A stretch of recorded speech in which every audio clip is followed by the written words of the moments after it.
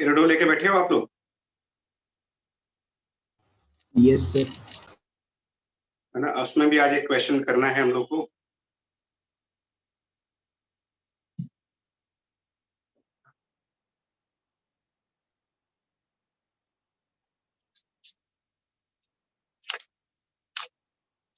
ये क्वेश्चन क्या basically derivation है एक पेज नंबर 97 पर, पेज 97 प्रॉब्लम नंबर 39।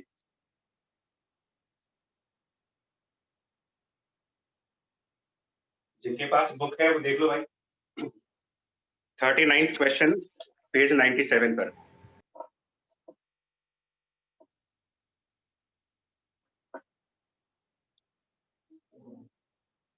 सर एक बार क्वेश्चन बोल दीजिएगा सर, मेरे में थोड़ा सा नंबरिंग का चेंज है। अच्छा अच्छा, चलो मैं क्वेश्चन एक्सप्लेन कर दे रहा हूँ क्या है। ये डाइपोल के पोटेंशियल को डिराइव करने का एक क्वेश्चन है। इन्होंने क्वेश्चन के फॉर्म में दिया, वैसे को डेरिवेशन ही है, पोटेंशियल बाय डाइपोल।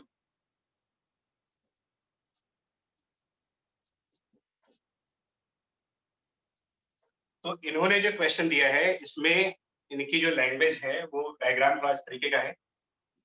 इन्होंने एक जेड एक्सिस ड्रॉ कर रखी है और उस जेड एक्सिस के ऊपर एक डाइपोल को दिखाया हुआ है विद मोमेंट कैपिटल पी, और इससे थीटा एंगल पर कोई पॉइंट चूज किया है जहां पर इलेक्ट्रिक पोटेंशियल को डिफाइन करना है, आपको डिराइव करना है थीटा एंगल पर। इधर कोई पॉइंट ऐसे। प्रॉब्लम 39 है, अगर आपके पास ये वाली बुक है तो अरिहंत वाली बुक है तो प्रॉब्लम 39 है page yes sir, yes sir. 97 पर। और अगर जिनके पास पुरानी वाली बुक होगी उसमें ये 3.39 के नाम से होगा, प्रॉब्लम नंबर 3.39 अगर पुरानी वाली रीडो है तो। मतलब बेसिकली सर क्वेश्चन क्या है, एक बार रिपीट कर दीजिए प्लीज। क्वेश्चन ये है बच्चा कि ये एक डाइपोल है जो जेड एक्सिस के अलोंग रखा गया है, dipole along the Z axis, और डाइपोल की एक्सिस से थीटा एंगल पर कोई पॉइंट एस चूज किया गया है। डाइपोल की जो एक्सिस है उससे थीटा एंगल पर कोई पॉइंट एस चूज कर रहे हैं और यहाँ पर पोटेंशियल डिफाइन करना है। और इसके नेक्स्ट वाले क्वेश्चन में, दो क्वेश्चन बैक टू बैक है, पहले इसका पोटेंशियल डिफाइन करना है और इसके अगले वाले क्वेश्चन में यहीं पर इलेक्ट्रिक फील्ड डिफाइन करनी है।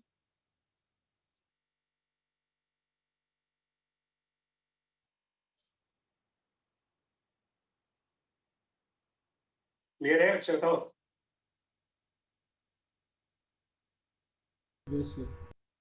है ना? Yes sir. इस डाइपोल को सर कंपोनेंट्स में ब्रेक कर लेंगे। हाँ सर एक्सियल कंपोनेंट की वैल्यू निकाल लेंगे और इक्वेटोरियल तो 0 हो जाएगा। जी सर, एग्जैक्ट। वो आ जाएगा बच्चा, बिल्कुल सही बात है। एक्चुअली ये 3 क्वेश्चंस की सीरीज है, जिनके पास बुक होगी वो समझ पाएंगे। प्रॉब्लम 39, प्रॉब्लम 40 और 41, 39, 40, 41, ये 3 क्वेश्चन बैक टू बैक हैं, एक ही सीरीज के ऊपर है। तो देखो हम लोग इस तरीके से नहीं कर रहे हैं, हम इस डायग्राम को थोड़ा सा मॉडिफाई करने जा रहे हैं अपनी तरफ से, अपने अकॉर्डिंग हम डायग्राम को मॉडिफाई करेंगे। और हम लोग वाई एक्सिस को इस तरफ ड्रॉ कर रहे हैं, जेड एक्सिस को हम इस तरफ ड्रॉ कर रहे हैं।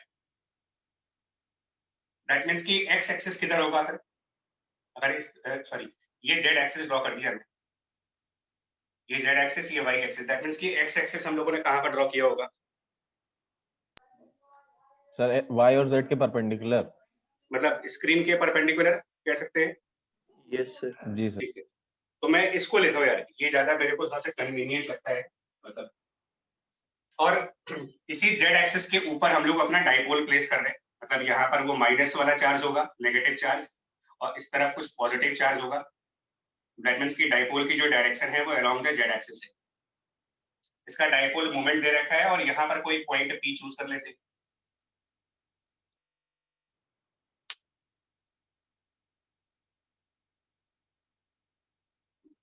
थोड़ा सा ना आप जो कंपोनेंट्स वाला कर रहे हो ना, मैं उससे नहीं करता, क्योंकि कई सारे रिजल्ट्स इसके ऊपर आते हैं, वो कंपोनेंट मेथड से प्रॉपर्ली एक्सप्लेन नहीं होता। तो पोटेंशियल में कंपोनेंट्स का जरूरत भी क्यों होगा, वो इलेक्ट्रिक फील्ड में यूज करेंगे। उसमें भी हाँ, उसमें कह सकते हो, बट देखो थीटा एंगल पर अगर आपको इस पॉइंट पर निकालना है और ये डिस्टेंस आर दी जाती है, आपको क्वेश्चन में भी दिया गया है ये डिस्टेंस आर है, तो पोटेंशियल की जो डेरिवेशन आप करते हो वो इस बार करेंगे। पॉजिटिव चार्ज से इस पॉइंट P का एक डिस्टेंस डिनोट कर लेते हैं, इसको R प्लस से डिनोट कर रहे हैं, that means distance from the positive charge. और एक नेगेटिव चार्ज से इस पॉइंट P का distance from the negative charge, इसको R माइनस। और सिंपल सा कंसेप्ट करो। अच्छा, आप में से किसी की माइक ऑन है, डिस्टर्ब हो रहा है, थोड़ा म्यूट कर ले। पोटेंशियल जो ये प्लस क्यू चार्ज होगा, पॉजिटिव चार्ज की वजह से आप पॉइंट P पर पोटेंशियल लिखोगे, तो वो लिखोगे आप K इंटू जो पॉजिटिव चार्ज Q मान लेते हैं डिवाइडेड बाय इसका जो डिस्टेंस होगा R पॉजिटिव। और नेगेटिव चार्ज की वजह से पोटेंशियल लिखेंगे तो ये नेगेटिव में आएगा minus of KQ divided by distance from the negative charge. और ये हमारे लिए टोटल पोटेंशियल पॉइंट P पर बन जाएगा सिंपलेस्ट फॉर्म में, पॉजिटिव चार्ज का पोटेंशियल, नेगेटिव चार्ज का पोटेंशियल। इसको सिंप्लीफाई करोगे आप तो ये कुछ ऐसा बन जाएगा K टाइम्स Q, और यहाँ पर बन जाएगा R माइनस, मतलब distance from the negative charge minus distance from the positive charge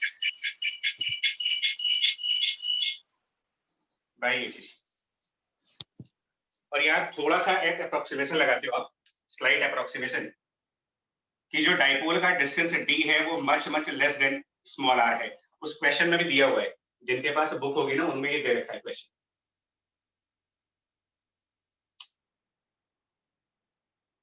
तो इसमें यार ये डिस्टेंसेस, ये जो R माइनस और R प्लस आप कह रहे हो, ये डिफरेंस कितना होगा, इन दोनों का डिफरेंस अगर निकालना हो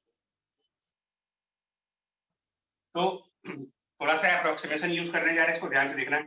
अगर ये एंगल थीटा है और ये डिस्टेंस नेग्लिजिबल डिस्टेंस कह रहे हो आप, almost tending towards zero as compare to this small r, तो यहाँ पर जो एंगल बन रहा होगा ये अप्रोक्सीमेटली कितना बनेगा? अगर ये डिस्टेंस लगभग जीरो मान ली जाए, थीटा है ना, मतलब अगर यहाँ से यहाँ तक का लेंथ ऑलमोस्ट जीरो माना जाए तो ये अगर एंगल थीटा बनेगा तो साइड में ये एंगल भी थीटा बनेगा। और अब यहाँ पर कोसाइन रूल लगाने जा रहे हैं, कोसाइन रूल, जिसमें एक साइड हमारी r माइनस हो जाएगी, एक साइड हमारे लिए r प्लस हो जाएगी, और एक ये डिस्टेंस से d हो जाएगा। तो इन तीनों को लेकर के अगर आप ट्रायंगल का कोसाइन रूल लगाएं तो कुछ ऐसा लिख सकते हैं, cosine of theta equal to this r minus square plus d square minus r positive square divided by 2 times of r minus into d। समझ आ रहा है ये चीज? Cosine yes sir. अच्छा जी, अब इसके बाद equal to r minus square और माइनस r प्लस स्क्वायर में आप a स्क्वायर माइनस b स्क्वायर का जब यूज करोगे तो ये बन जाएगा r negative minus r positive into r negative plus r positive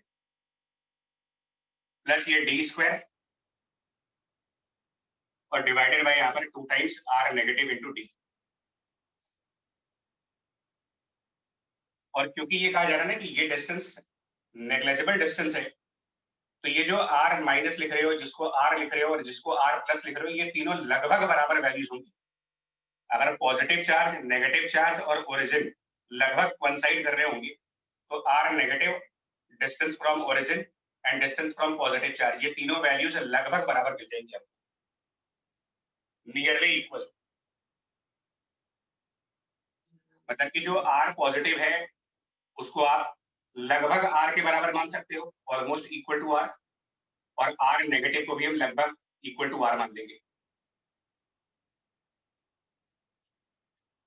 actually r positive जो होगा वो r minus sum delta value होगी, थोड़ी सी कम होगी उससे, और r नेगेटिव जिसको कह रहे हो वो r प्लस समथिंग होगा, थोड़ा सा ज्यादा होगा उससे। तो ये जो टर्म आपके पास आ रहा है ना, r minus plus r positive, इसको क्या रिप्लेस कर सकते हैं? r माइनस और प्लस r प्लस, ये दोनों लगभग अगर r के बराबर है, ऑलमोस्ट r के इक्वल, 2r, ये वैल्यू लगभग 2r लिख सकते हो आप, ऑलमोस्ट 2r के बराबर। और यहाँ पर भी 2 टाइम्स r नेगेटिव है और r नेगेटिव ऑलमोस्ट r के इक्वल, तो यहाँ पर भी वैल्यू आपकी लगभग 2r के बराबर बनेगी, ये वैल्यू भी ऑलमोस्ट 2r हो जाएगी, ये वैल्यू भी ऑलमोस्ट 2r के बराबर हो जाएगी। ये दोनों कैंसिल आउट करें और यहां से फाइंड आउट करो कि r माइनस और माइनस r प्लस मतलब इनका डिफरेंस कितना आएगा यहाँ से। तो r नेगेटिव और माइनस r पॉजिटिव की वैल्यू, इसकी वैल्यू निकालेंगे। एक d into cos theta, d into cos theta और यहाँ पर प्लस d स्क्वायर और है। इस अप्रोक्सीमेशन को जानना जरूरी है आपके लिए, माइनस d स्क्वायर। और फिर यहाँ पर एक रिजल्ट आप लगाते हो कि क्योंकि d टेंडिंग टू 0 वैल्यू है, क्योंकि डाइपोल मॉलिक्यूलर लेवल पर होंगे तो ये फिर 10 टू द पावर -10 मीटर की डिस्टेंस होती है। अगर आप किसी भी मॉलिक्यूल की बात करेंगे तो उनके बीच का separation 10 to the power -10 metre का। स्क्वायर करेंगे जब उसका d square for a value which is in the order of 10 to the power -10 d square और छोटी वैल्यू, दैट मींस ये नेगलेक्ट हो गया। Finally r minus minus r plus की वैल्यू लगभग d cos थीटा के बराबर। सर हम्म, sir वो वो कट कैसे गया एक बार बता डिस्ट्रीब्यूट होगा। दीजिए। हाँ बच्चा, सर वो कट कैसे गया एक बार बता दीजिए। सही r minus plus r plus upon 2r। वो एक्चुअली थोड़ा एक स्टेप डायरेक्ट कर दिया। चलो दोबारा लिख देते, पूरा लिख के दिखा देते।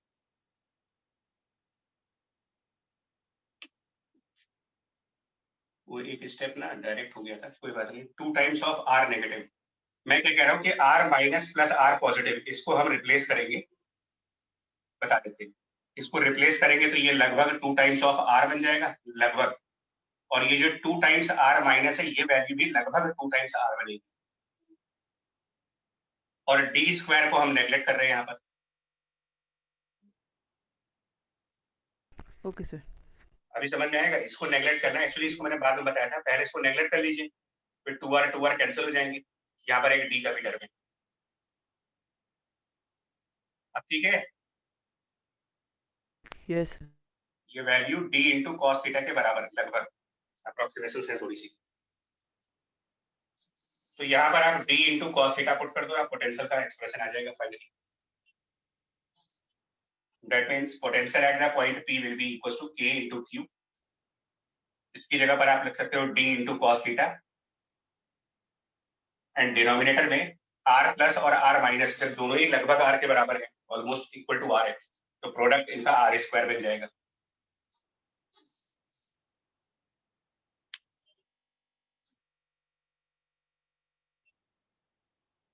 और q इंटू डी को क्या लिख सकते हैं यार? ये जो q इंटू डी है मतलब चार्ज इंटू उनका separation, P P। Dipole P dipole इसको डाइपोल मोमेंट लिख सकते हो, यानी कि potential at the point P is now equal to k times dipole moment capital P into cos theta divided by r square.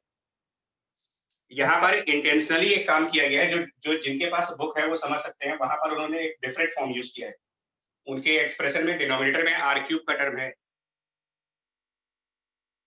ठीक है, अगर किसी के पास बुक हो तो वो कंफर्म कर सकते हो। उन्होंने जो डेरिवेशन मांगी है उसमें डिनोमिनेटर में r क्यूब चाहिए उनको। वेक्टर सर वेक्टर फॉर्म में कर दिया है। वेक्टर में कर दिया। हाँ मतलब एक्चुअली और इंटेंशनली किया है बच्चा। देखो यूरोडोस स्टैंडर्ड किताब है तो कुछ पर्पस रहा होगा, तभी इन्होंने वेक्टर फॉर्म में यूज किया है। इन्होंने क्या किया, q इंटू डी को तो डाइपोल मोमेंट लिख दिया और एक r ऊपर मल्टीप्लाई कर लिया और एक r नीचे मल्टीप्लाई कर लिया। तो k into P into R cos theta और डिनोमिनेटर में r क्यूब। और फिर इस फैक्टर को, ये जो p into R cos theta है, इस फैक्टर को इन्होंने डॉट प्रोडक्ट से यूज कर लिया कि दो वेक्टर्स का डॉट प्रोडक्ट है, जिसमें एक वेक्टर आपका डाइपोल मोमेंट बन जाएगा और दूसरा वेक्टर ये r बन जाएगा, मतलब पोजीशन वेक्टर। पोजीशन वेक्टर उस पॉइंट की जहां पर पोटेंशियल निकालना है और दूसरा वेक्टर डाइपोल मोमेंट। तो इसको इन्होंने डॉट प्रोडक्ट से रिप्लेस कर दिया है कि potential at the point P will B now k dot product between the dipole moment vector and the position vector r and divided by r cube. Advantage इसका ये है कि अब आप इसको 3 डायमेंशन में भी यूज कर सकते हो।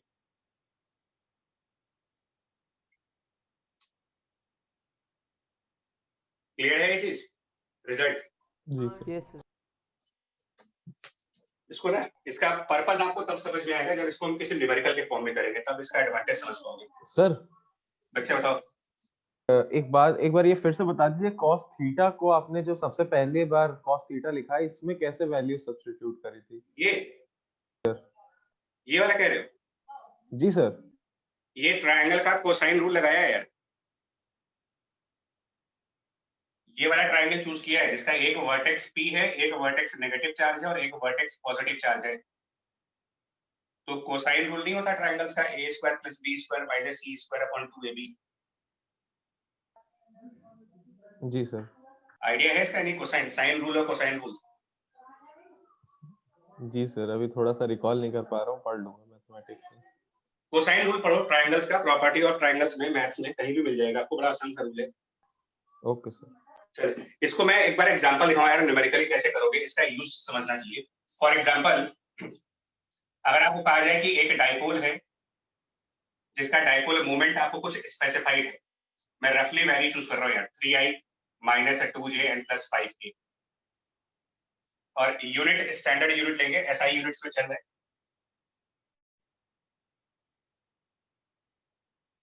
ये डाइपोल मोमेंट है प्लेस्ड एट ओरिजिन, और आपसे कहा जा रहा है कि पोटेंशियल फाइंड करना है आपको, find the potential value at some given point, से 1, 4, -7, रैंडमली कोई भी पॉइंट चूज कर सकते हो। अब यहाँ पर क्या है ना कि जो अभी हम लोग कह रहे थे कि हम कंपोनेंट्स कर लेंगे, वो ठीक है, 2 डायमेंशन तक तो समझ में आता है, बट अगर आप इस क्वेश्चन को 3 डायमेंशन में देखोगे तो कंपोनेंट्स करना ही डिफिकल्ट काम हो जाएगा हमारे लिए। समझ आ रहा है डिफिकल्टी? यहाँ पर कंपोनेंट्स वाले मेथड से क्या डिफिकल्टी आएगी? एक तो डाइपोल 3 डायमेंशन में है, फिर जिस पॉइंट पर निकाला है वो भी 3 डायमेंशन में है, 3D वेक्टर्स बनेंगे, और 3D वेक्टर के कंपोनेंट उतने आसान नहीं होते जितना आप 2 डायमेंशन में कर लेते हो इसको। Yes sir. तो बेटर ये होगा कि आप ये यूज कर रहे हैं, vector p dot vector r divided by r cube. तो पहले वेक्टर r लिखना पड़ेगा आपको ना, वेक्टर r इससे लिखेंगे, डाइपोल की जो लोकेशन है वो ओरिजिन है और जिस पॉइंट पर पोटेंशियल निकालना है वो दे रखा है, तो इन दोनों के बीच का पोजीशन वेक्टर। तो पहले r वेक्टर फाइंड आउट करें आप,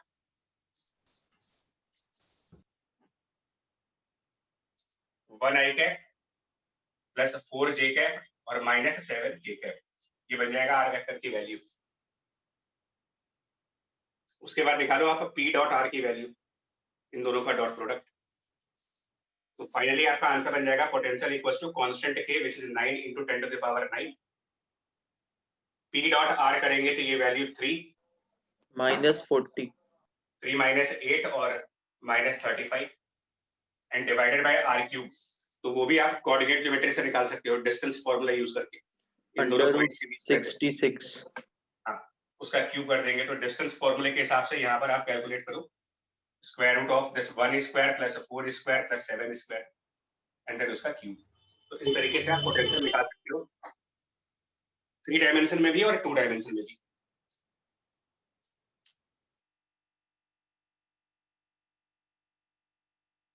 कंफर्म तो बताएं बच्चे, आगे बढ़े थे। Yes sir. ठीक है, यस सर। और इसको इसी को मैं रिकमेंड इसी करूंगा, वैसे मैं उस कंपोनेंट वाले को नहीं रिकमेंड करता, मैं कहता हूं आप ये रिजल्ट याद रखो, k times p vector dot r vector by r cube. इससे आप नॉर्मल केसेस को भी डील कर सकते हो, नॉर्मल केसेस जो आते हैं ना वो भी डील हो जाएंगे। फॉर एग्जांपल अगर आपका 2 डायमेंशन वाला क्वेश्चन भी आ रहा है तो भी डील कर सकते हो। अगर डाइपोल की डायरेक्शन ये दी जाए और आपको कहा जाए कि कोई पॉइंट इसके एक्सिस पर ही है, तो यहाँ पर पोटेंशियल का फॉर्मूला क्या बनेगा? तो ऐसे पॉइंट्स के लिए जो r वेक्टर होगा और p वेक्टर सेम डायरेक्शंस में आएंगे। अगर पॉइंट यहाँ पर है तो p और r सेम डायरेक्शंस में बनेंगे, तो पोटेंशियल का formula k p dot r में ये बेसिकली p इंटू r, और सेम डायरेक्शन है तो cos 0 डिग्री, और नीचे r क्यूब, तो एक r कैंसिल करके यहाँ पर r स्क्वायर बन जाएगा।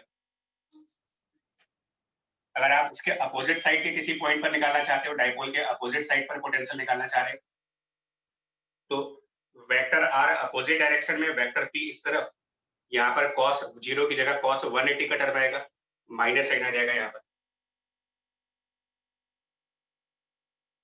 इसके परपेंडिकुलर साइड पर किसी पॉइंट पर निकालना चाह रहे हो, तो r वेक्टर और p वेक्टर 90 डिग्री पे हो गए, p और r 90 डिग्री पर, डॉट प्रोडक्ट की वैल्यू 0 आएगी, potential at this point equal to 0।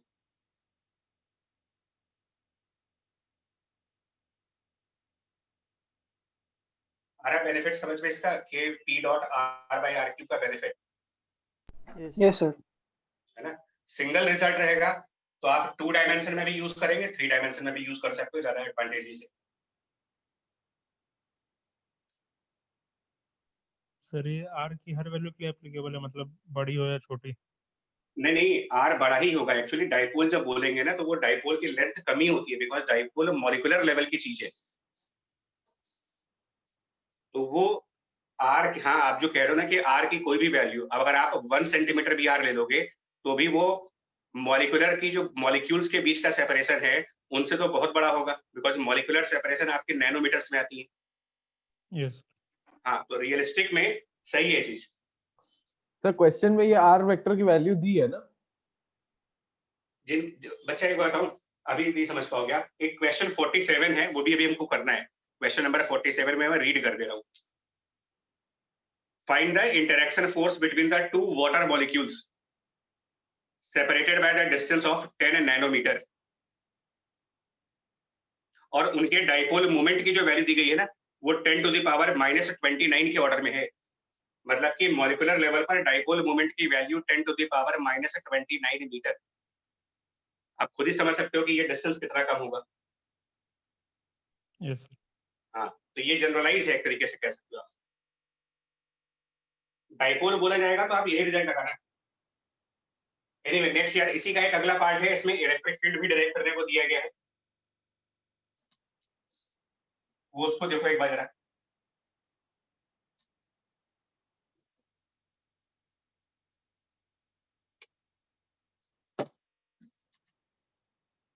अब 2 तरीके से इलेक्ट्रिक फील्ड पूछा जाएगा आपको। एक तो जो आप नॉर्मली बुक्स में देखते हो, डाइपोल को रिजॉल्व करने वाला। यहाँ पर हम डिफरेंट तरीके से पूछना चाह रहे हैं। Dipole moment capital P, direction इसकी जेड एक्सिस के अलॉन्ग है, और आप जिस पॉइंट पर इलेक्ट्रिक फील्ड निकालना चाह रहे हो ये 3 डायमेंशन में है।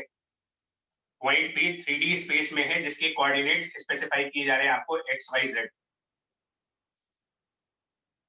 Dipole along z axis, point p 3 dimensional space में by the coordinates x y z है, और डाइपोल की लोकेशन ओरिजिन है। Dipole placed at the origin. और क्वेश्चन ये है कि इस पॉइंट पर इलेक्ट्रिक फील्ड का एक्स कंपोनेंट फाइंड करना है, इलेक्ट्रिक फील्ड का वाई कंपोनेंट निकालना है, और इलेक्ट्रिक फील्ड का जेड कंपोनेंट निकालना है। ये क्वेश्चन है।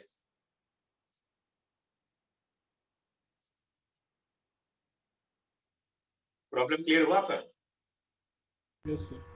अ dipole which is placed at, जैसा भी हमने पोटेंशियल में किया था ना अभी क्वेश्चन, कि डाइपोल ओरिजिन पे है और किसी पॉइंट के कोऑर्डिनेट्स आपको दे दिए जाए, और फिर पूछा जाए कि उस पॉइंट पर इलेक्ट्रिक फील्ड में कितना कंपोनेंट एक्स डायरेक्शन में है, कितना वाई डायरेक्शन में है, और कितना जेड डायरेक्शन में।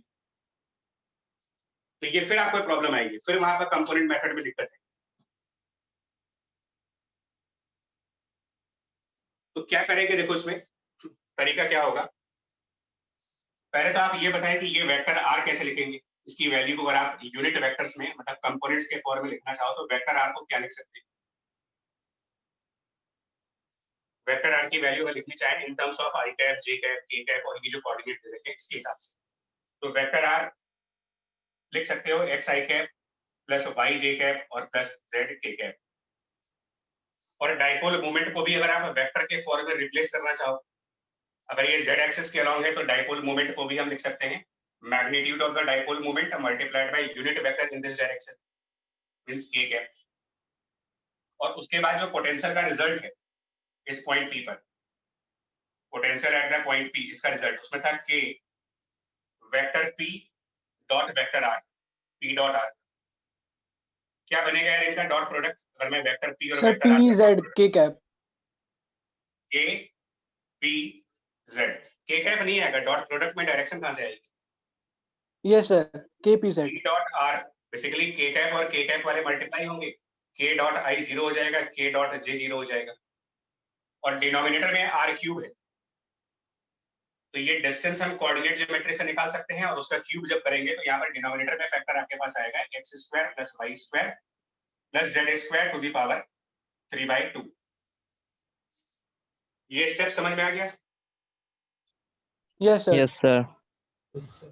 तो अब हम लोगों ने क्या फाइंड आउट किया, देखो दूसरा एडवांटेज क्या हो गया हमारा, हमारा potential in terms of Cartesian coordinate system x y z के फॉर्म में आ गया।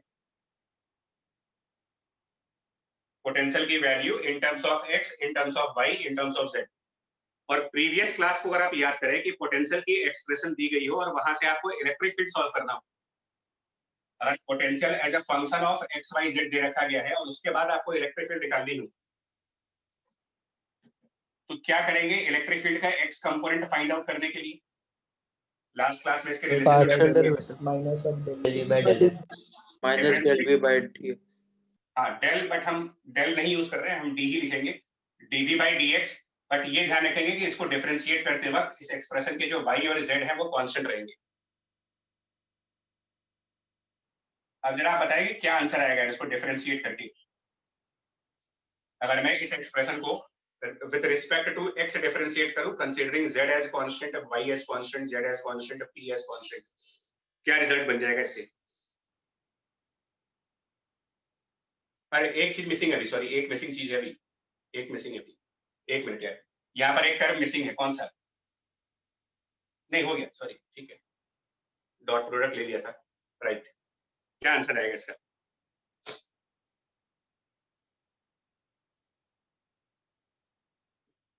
बताओ बच्चों लोग। मैं लिख रहा हूं बट आप वेरीफाई कर लेना। क्या ये रिजल्ट कुछ ऐसा बनेगा? P upon 4 pi epsilon 0 3 times Z into x divided by, check जरूर करना है, मैं बता रहा हूँ क्योंकि मैं थोड़ा सा मेमोरी बेस पर कर रहा हूँ इसको, जो पहले के रिजल्ट हमको याद है। डिवाइडेड बाय कुछ ऐसा आना चाहिए, x square plus y square plus z square to the power 5 by 2। एक बार कंफर्म कर लेना यार इसको। Yes sir. हाँ इसको सर, ये। सही है। एक्स कंपोनेंट की वैल्यू,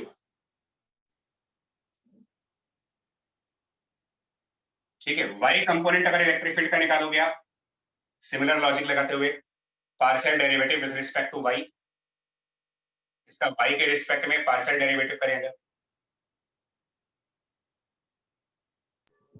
तो Z की सिमिलर जगह फॉर्म में Y भी आएगा, सिमिलर फॉर्म आएगा, एक चेंज आएगा बस यहाँ पर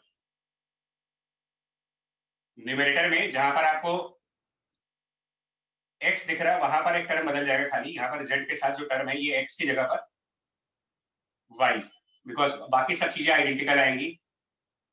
सोच भी सकते हो, मतलब आप थोड़ा सा लॉजिक लगाओगे तो उसको डिफरेंशिएट करना नहीं होगा एक्चुअली, क्योंकि x और y दोनों के टर्म्स सिमिलर हैं यहाँ पर, जैसे x के रिस्पेक्ट में होगा वैसे ही y के रिस्पेक्ट में भी होगा,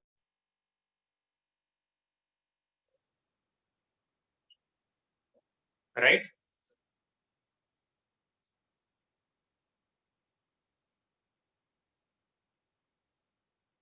अरे बच्चा लोग बताओ, ठीक है दोनों? Yes sir. Yes sir. Ex Ey, और फिर तीसरा इलेक्ट्रिक फील्ड का z कंपोनेंट, फिर से इसको डिफरेंशिएट करना होगा relative to the z coordinate के रिस्पेक्ट में, पार्शियल डिफरेंशिएशन करेंगे इसका। करिएगा, रिजल्ट कुछ ऐसा बनना चाहिए, P by 4 pi epsilon 0 1 upon ये डिस्टेंस टू द पावर 1/2 आएगा यहाँ पर। इसमें आपको क्योंकि डिवीजन रूल लगाना पड़ेगा ना, न्यूमरेटर में भी z है और डिनोमिनेटर में भी z है, तो डिफरेंशिएशन ऑफ डिवीजन रूल लगाना पड़ेगा तुम्हें। -3z² अपॉन यहाँ पर आ जाएगा x² plus y² plus z² to the power 5/2।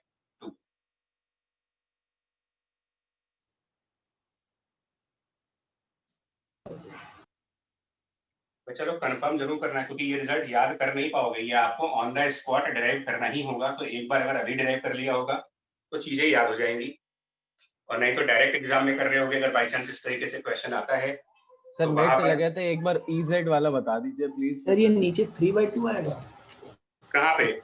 x² plus y² plus z² वाले में। सॉरी ये 1/2 नहीं आएगा, ये 3/2 आएगा, ये 3/2 आएगा। हाँ, डिफरेंशिएट करना है इसको जेड के रिस्पेक्ट में, लेकिन वहां पर आप डिफरेंशिएशन का डिवीजन वाला रूल लगाओगे, क्योंकि ये न्यूमरेटर में भी फंक्शन ऑफ जेड है और डिनोमिनेटर में भी फंक्शन ऑफ जेड है, तो डिफरेंशिएशन u/v वाला मेथड।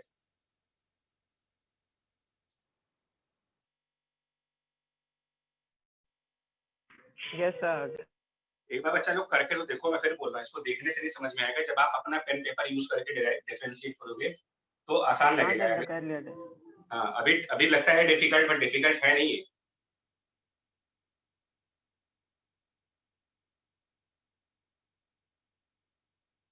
आगे बढ़े इससे।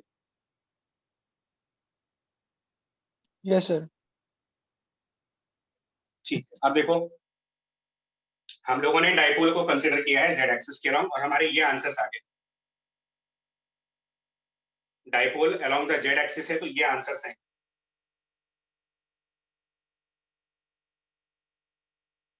अब अगर आप कोई पॉइंट डाइपोल की एक्सिस पर ही चूज कर लो तो क्या आंसर आएगा? अगर कोई पॉइंट डाइपोल के एक्सिस पर ही ले लें, मतलब अगर आप कोई पॉइंट चूज करें जो जेड एक्सिस के ऊपर हो,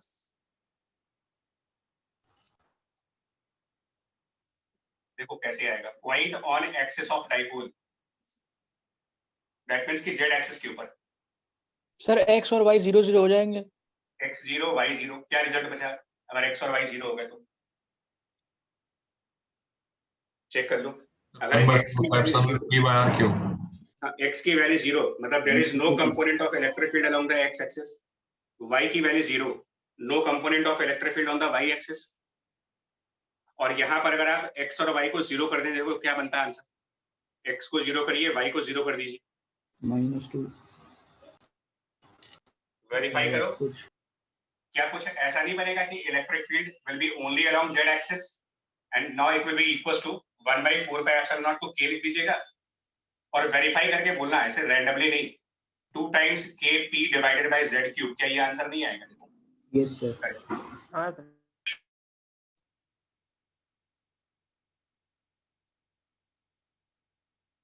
आप करके देखो, माइनस भी आएगा। माइनस नहीं आएगा Yes, एक्चुअली, sir. माइनस इसलिए नहीं आएगा, एक यहाँ पर भी मिस्टेक हुई है वो जल्दीबाजी में। EZ के आगे एक माइनस साइन लगेगा, क्योंकि जब वो डिफरेंशिएट करेंगे माइनस नहीं आएगा फाइनल आंसर में। डिफरेंशिएशन में यहाँ पर भी एक माइनस साइन था, मतलब actually minus of dv by dz होगा, तो एक माइनस यहाँ बचेगा भी।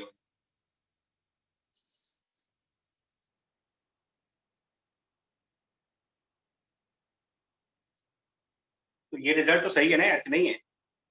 यस सर यही आ रहा है। डाइपोल के एक्सिस पर तो ये रिजल्ट होता है। Yes sir. अगर आप कोई पॉइंट y एक्सिस पर लें जो डाइपोल के परपेंडिकुलर है, point on the y axis perpendicular to dipole axis,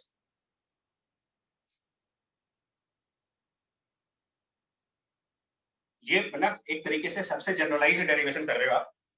अगर कोई पॉइंट y एक्सिस पर है तो नेचुरली उसके लिए x कोऑर्डिनेट 0 हो गया, उसके लिए z कोऑर्डिनेट 0 हो गया। अब बताओ कौन सा आंसर आएगा इसमें से, कौन सा कंपोनेंट एग्जिस्ट कर रहा होगा? अगर x को भी 0 कर लें और z को भी 0 कर लें, x इक्वल टू 0 खत्म, ex खत्म, z इक्वल टू 0 ey खत्म, और यहाँ पर x इक्वल टू 0 और z इक्वल टू 0, यहाँ पर भी x इक्वल टू 0 और z इक्वल टू 0, ये सेकंड टर्म भी खत्म। सर ये दोनों p खत्म की हो अपॉन गए, z क्यूब। खाली ये बचेगा माइनस, तो पहले तो माइनस बचेगा, माइनस p अपॉन 4πε0, और x और z दोनों 0 हो गए, सिंपली y क्यूब। तो माइनस साइन जो बचेगा वो सिर्फ क्या इंडिकेट करना जानते हो आप? Only electric field on the y axis बचेगा और minus of kp divided by y cube बचेगा। और ये माइनस साइन क्या इंडिकेट कर रहा है यहाँ पर? Sir electric field is in opposite direction of dipole moment. कि y, अगर हम y एक्सिस पर कोई पॉइंट चूज करेंगे और अगर मैं y एक्सिस को इसी बोर्ड पर ड्रॉ करूं, ये लाइन मेरे लिए y एक्सिस है, अगर तो कोई भी पॉइंट आप y एक्सिस पर चूज कर लीजिए, वहां पर डाइपोल मोमेंट के अपोजिट इलेक्ट्रिक फील्ड आएगी। और ये होता भी है, इसी को आप डाइपोल का एंड ऑन पोजीशन और ब्रॉड ऑन पोजीशंस के नाम से पढ़ते हो, इक्वेटोरियल लाइन के नाम से पढ़ते हो। और अगर हम डाइपोल के एक्सिस पर हैं तो हमारा इलेक्ट्रिक फील्ड डाइपोल की डायरेक्शन में, जिस तरफ डाइपोल मोमेंट है उसी डायरेक्शन में इलेक्ट्रिक फील्ड है। डाइपोल के परपेंडिकुलरली y एक्सिस पर गए तो electric field dipole moment p के जस्ट अपोजिट डायरेक्शन की। और अगर आप सिमिलरली पॉइंट x एक्सिस पर चूज कर ले तो ये लाइन z एक्सिस है, ये y एक्सिस है, x एक्सिस बाहर होगी। अगर कोई पॉइंट x एक्सिस पर चूज करे, वहां पर इलेक्ट्रिक फील्ड की वैल्यू मतलब y और z 0 कर दें। एक बार फिर देखो, y भी 0, z भी 0। Point on the x axis, point on the x axis के लिए y भी 0, z भी 0। फिर से सिर्फ ez बचेगा और फिर z 0 हो जाएगा, तो ये फैक्टर गया। फिर माइनस के P upon Z Q X minus के पी अपॉन एक्स क्यूब। तो सिमिलर ही आएगा ना यार। Yes sir. हाँ, मतलब डाइपोल के परपेंडिकुलर किसी भी एक्सिस पर चले जाओ आप, चाहे y एक्सिस पर चाहे x एक्सिस पर, सेम आंसर आएंगे। माइनस के पी बाई वाई क्यूब की जगह पर माइनस के पी बाई एक्स क्यूब आ जाएगा। अगर आपका पॉइंट y एक्सिस की बजाय x एक्सिस पर है, तो यहाँ पर माइनस के P divided by x cube, यानी कि x एक्सिस पर भी जो इलेक्ट्रिक फील्ड होगी वो डाइपोल के जस्ट अपोजिट डायरेक्शन में होगी।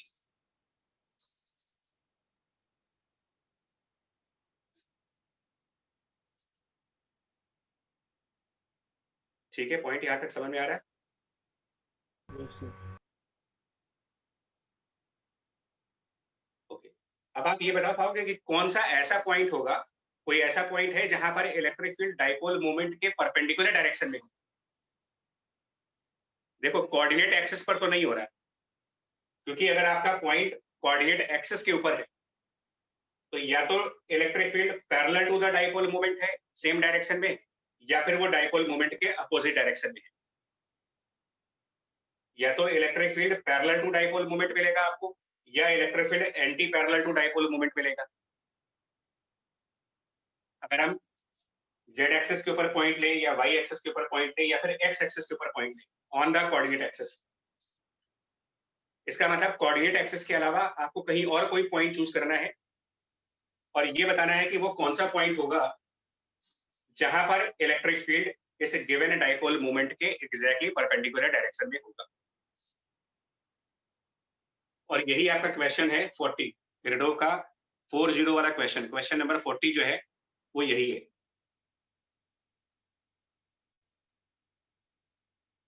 उसकी आखिरी लाइन में ये बोल रहा है at which point E is perpendicular to the dipole moment. क्या मतलब हुआ यार? Electric field perpendicular to dipole moment अगर आपको चाहिए, और वो कौन सा कोऑर्डिनेट होगा, मतलब पॉइंट P की क्या लोकेशन होनी चाहिए जहां पर इलेक्ट्रिक फील्ड डाइपोल मोमेंट के perpendicular? P dot P 0. Sir v 0 हो जाना चाहिए। नहीं, इनमें से कौन सा कोऑर्डिनेट 0 होना चाहिए? अगर इलेक्ट्रिक फील्ड डाइपोल मोमेंट के परपेंडिकुलर है और डाइपोल जेड एक्सिस के अलोंग है, तो z कंपोनेंट 0 हो जाना चाहिए। हाँ भाई, dipole is along z axis, और हम लोग कह रहे हैं कि इलेक्ट्रिक फील्ड डाइपोल के परपेंडिकुलर है, दैट मींस कि इलेक्ट्रिक फील्ड का कोई भी कंपोनेंट जेड एक्सिस पर नहीं होना चाहिए। Electric field perpendicular to dipole मतलब electric field perpendicular to z axis.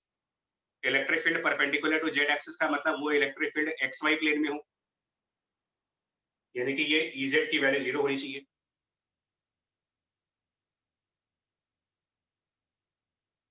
आ रही है बात समझ में ये चीज? Yes sir. Yes sir. Yes तो अब आप मुझे ये थीटा बताओगे, क्वेश्चन में एक्चुअली ये थीटा पूछते हैं, ये एंगल थीटा बताइए जहां पर इलेक्ट्रिक फील्ड डाइपोल के परपेंडिकुलर होगा। तो electric field perpendicular to dipole का मतलब Ez की वैल्यू 0 की जाए। अब अगर इसकी वैल्यू को 0 करते हो, यानी कि ये पूरा टर्म 0 करना होगा, ये पूरा टर्म 0 करे। Sir 45 degree.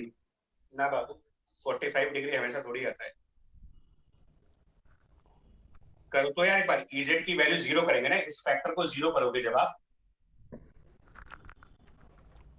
क्या कुछ ऐसा नहीं बनेगा? मेरे पास स्पेस का प्रॉब्लम है, अदरवाइज मैं लिखूं चाहे यहाँ पर दिखेगा। अगर आप Ez को 0 करेंगे तो आपको कुछ ऐसा रिजल्ट मिलेगा यार। x square plus y square X square minus plus 2z y square is square equal is to equal 0। to z अच्छा ये square. मिलेगा z अपॉन, मैं बता रहा हूँ क्या मिलेगा आपको, z upon square root of x square plus z square plus y square. Confirm करना है ये मिल रहा है कि नहीं मिल रहा, इक्वल्स टू 1/√3। अगर भाई Ez 0 करने का मतलब ये वाला टर्म और ये वाला टर्म आप इक्वल कर दो, माइनस है ना बीच में, या माइनस साइन लगा हुआ है Yes sir. यार, बताओ।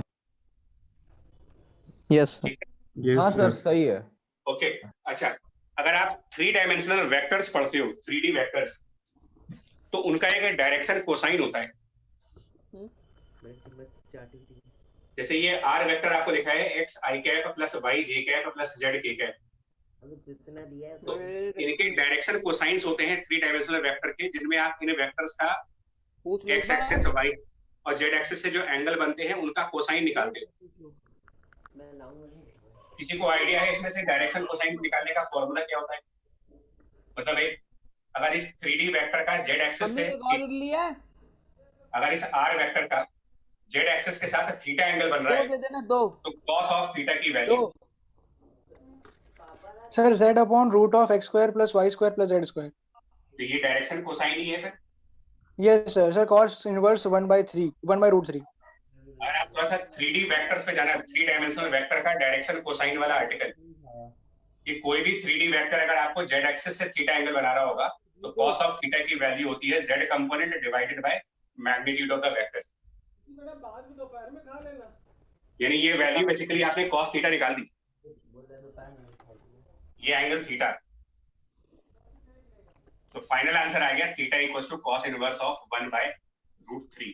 यानी डाइपोल से इतने एंगल पर जो पॉइंट बनेगा, डाइपोल की एक्सिस से इतने एंगल पर जो पॉइंट होगा, वहां पर इलेक्ट्रिक फील्ड डाइपोल मूवमेंट के बिल्कुल परपेंडिकुलर साइड पर मिलेगी आपको।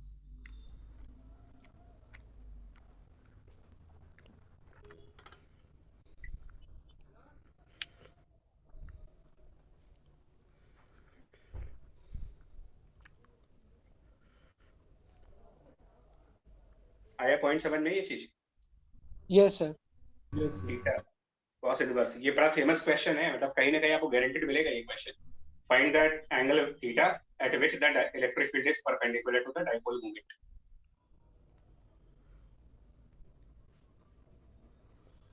और एडो का क्वेश्चन नंबर 40 है ये।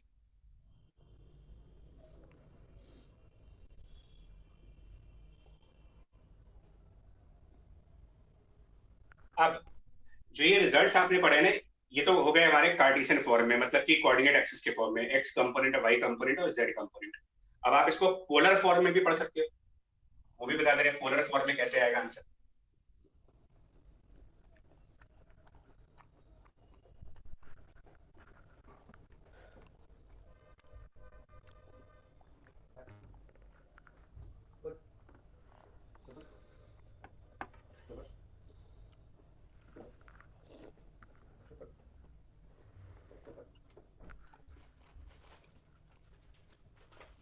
देखो सेम रिजल्ट्स को आप पोलर फॉर्म में लाना चाहोगे तो कैसे आएगा वो देखो आप। दैट मींस कि अगर आपको यहाँ पर पॉइंट P पर इलेक्ट्रिक फील्ड निकालना हो और वो डिस्टेंस r, पोलर फॉर्म का मतलब होगा बेसिकली आप r और थीटा के फॉर्म में आंसर को लाओगे, इन terms of r and in terms of theta. तो यहाँ पर आप डाइपोल के कंपोनेंट वाला मेथड यूज करते हो। अगर आपको कोऑर्डिनेट एक्सिस के अलोंग कंपोनेंट चाहिए तो फिर कंपोनेंट मेथड वर्क नहीं करता, फिर तो आप पहले पोटेंशियल का फॉर्मूला लिखें, फिर उसको आप एक्स वाई जेड कोऑर्डिनेट्स में कन्वर्ट करें, और फिर ये जो रूल बताया गया था इसके हिसाब से आप तीनों कंपोनेंट्स निकाल सकते हो। पोलर फॉर्म का मतलब होता है इलेक्ट्रिक फील्ड को दो कंपोनेंट्स में रिप्रेजेंट किया जाएगा। पोलर फॉर्म मतलब बेसिकली आप ये दिखाओगे कि जो इलेक्ट्रिक फील्ड होगी उसको दो कंपोनेंट्स के फॉर्म में दिखाते हैं। एक कंपोनेंट आप दिखाते हो जो कि parallel to the r vector होता है, पोजीशन के पैरेलल, और इलेक्ट्रिक फील्ड का एक कंपोनेंट दिखाते हो जो perpendicular to the r vector होगा। कार्टेशियन फॉर्म में इलेक्ट्रिक फील्ड को तीन कंपोनेंट्स में दिखाया जाएगा, along x axis, along y axis और along z axis. Polar form electric field has only two components, one along the r vector, second perpendicular to r vector.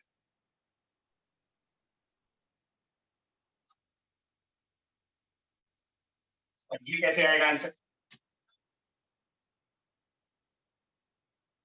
तो यहाँ पर पोटेंशियल का फॉर्मूला हम लोग को पता है कि potential at this point is के P dot R by R cube, which can be written as PR cos theta by R cube, एक R कैंसिल कर सकते हो, R स्क्वायर। ये रिजल्ट समझ में आ रहा है कि P dot R by R cube को सिंप्लीफाई किया गया है। बोले जी Yes, क्लियर है sir. ये चीज? ठीक है यस सर। ओके। अब इलेक्ट्रिक फील्ड का जो कंपोनेंट आर की डायरेक्शन में होगा, इलेक्ट्रिक फील्ड का एक कंपोनेंट इस आर की डायरेक्शन में होगा, उसको हम डिनोट करते हैं ई आर से, और इलेक्ट्रिक फील्ड का एक कंपोनेंट आर के परपेंडिकुलर साइड पर होगा, उसको डिनोट करते हैं ई, नॉर्मली थीटा से डिनोट करते हैं इसको। थीटा का मतलब होता है perpendicular to r. E theta से डिनोट करने का मतलब इलेक्ट्रिक फील्ड का वो कंपोनेंट जो आर के परपेंडिकुलर साइड पर, ई आर से डिनोट करने का मतलब इलेक्ट्रिक फील्ड का वो कंपोनेंट जो आर की डायरेक्शन में। और इनको निकालने के लिए कौन सा कंसेप्ट लगाएंगे देखो, तो इट इज माइनस, हमको पता है electric field negative of differentiation of potential है, जैसे minus dv by d x कर रहे हो, minus dv by d y कर रहे हो, माइनस डीवी अपॉन डीजेड कर रहे हो। तो सिमिलरली इलेक्ट्रिक फील्ड का अगर मुझे आर के अलोंग कंपोनेंट निकालना होगा तो मैं लिखूंगा minus dv divided by d r. और अब इसको डिफरेंशिएट करके देखो क्या बनता है। इलेक्ट्रिक फील्ड का कंपोनेंट आर की डायरेक्शन में निकालने के लिए minus dv by d r जब आप करोगे इस एक्सप्रेशन का, यानी इसको आर के रिस्पेक्ट में डिफरेंशिएट करके देखो, कंसीडरिंग थीटा एज कांस्टेंट, ये भी पार्शियल डेरिवेटिव है। इसके अंदर दो वेरिएबल्स है, एक वेरिएबल आर, एक वेरिएबल थीटा। जब आप minus dv by d r करेंगे तो थीटा वाले को कांस्टेंट रखिए, डिफरेंशिएशन आर के रिस्पेक्ट में करो, चेक करके बताओ क्या आंसर आएगा यहाँ पर। 2kp cos theta by r 2kp cos theta upon r cube। हो गया डायरेक्ट। मतलब मेरा ये कहना है कि डाइपोल को रिजॉल्व करने की एक्चुअली नीड है नहीं कहीं पर भी। और जब इस डायरेक्शन में जाएंगे, थीटा वाली डायरेक्शन में, तो इसके लिए हम लिखेंगे माइनस डीवी डिवाइडेड बाय,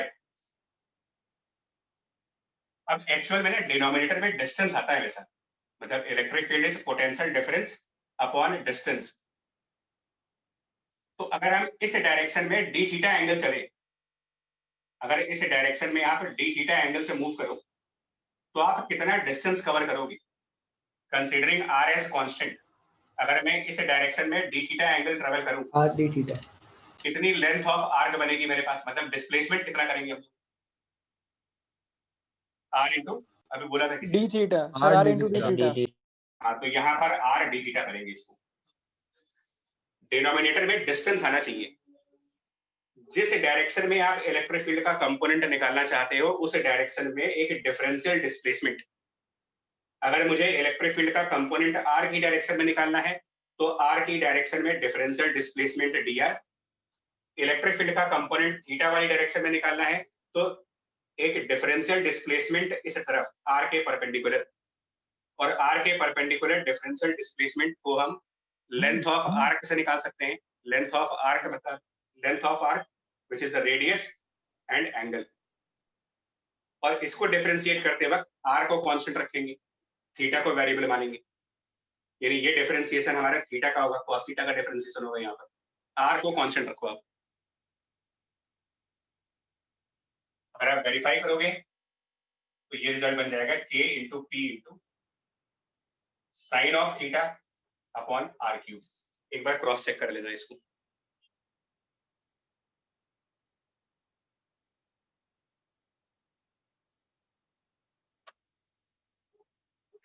बोलो।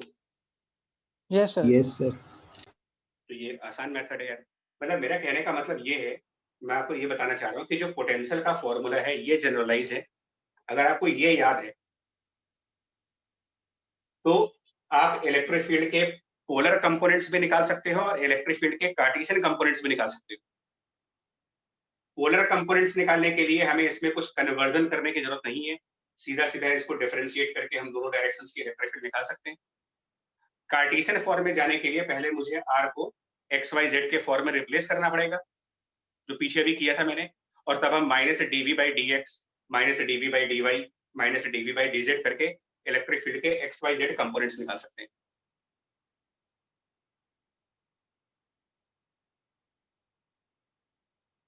Yes sir. राइट?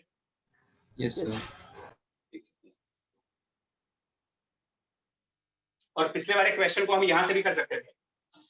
पिछले क्वेश्चन में ये कहा गया था कौन से पॉइंट पर इलेक्ट्रिक फील्ड डाइपोल के परपेंडिकुलर होगा, ये क्वेश्चन था मेरा। वो कौन सा पॉइंट है जहां इलेक्ट्रिक फील्ड डाइपोल के परपेंडिकुलर है?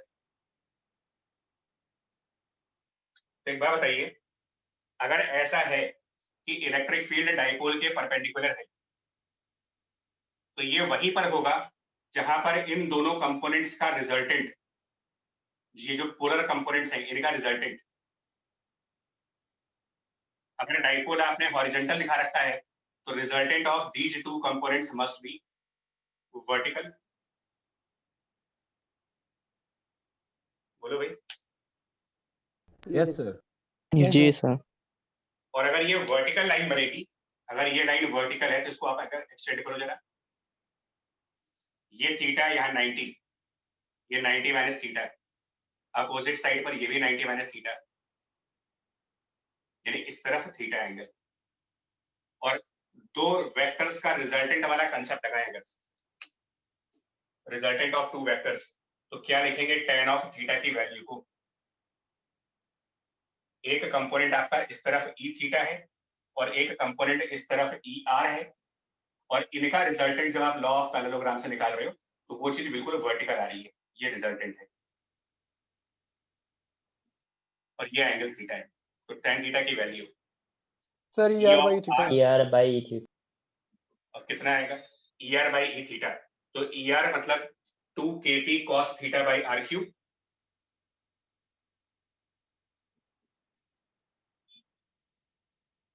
और divided by kp sin theta by r cube.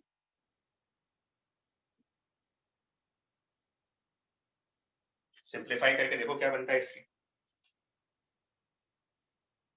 इससे जो रिजल्ट बनेगा सब कुछ कैंसिल करके आंसर आपका tan थीटा के फॉर्म में आएगा, tan theta is equals to 1 by root tan theta √2 आएगा मेरे ख्याल से, या cot थीटा आएगा कुछ ऐसे ही, sir tan theta √2। tan theta √2, और इसके पिछले वाले में आया था cos थीटा बराबर 1 by √3, मतलब इससे जो आंसर आ रहा है वो आ रहा है tan थीटा इक्वल्स टू √2, और इसके पहले वाले में जो आंसर था वो ये था कि cos थीटा बराबर 1 by √3। क्या ये दोनों डिफरेंट है? सेम है सर। ट्रायंगल बना के चेक करो जरा, अगर tan थीटा की वैल्यू √2 है तो क्या cos थीटा 1 by √3 अपने आप नहीं आ जाएगा? यस सर सेम है। सेम ही है, तो आप चाहे पोलर कोऑर्डिनेट से करो चाहे कार्टेशियन कोऑर्डिनेट से करो, बस ये ध्यान रखना होता है बच्चा कि कार्टेशियन वाले में 3 कंपोनेंट्स दिखाने पड़ते हैं एक्स वाई जेड वाले, और पोलर वाले में 2 ही दिखाने होते हैं, एक पैरेलल टू आर और एक परपेंडिकुलर टू आर, और दोनों की ही डेरिवेशन करने के लिए आपको पोटेंशियल के फॉर्मूले को डिफरेंशिएट करना है।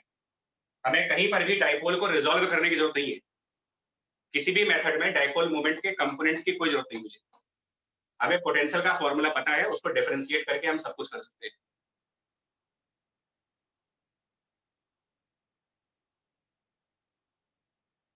बढ़े आगे अभी? Yes sir. Yes sir. ठीक है जी, तो ये है डाइपोल की इलेक्ट्रिक फील्ड। अब आपने जनरलाइज कर दिया किसी भी पॉइंट पर, 3 डायमेंशन में, 2 डायमेंशन में, वेक्टर के फॉर्म में, कार्टेशियन के फॉर्म में, पोलर के फॉर्म में, जैसे भी पूछा जाए अब हम रेडी हैं उसके लिए। इसके बाद क्वेश्चन नंबर 41, एक क्वेश्चन है 41 क्वेश्चन इसी के जस्ट बाद है।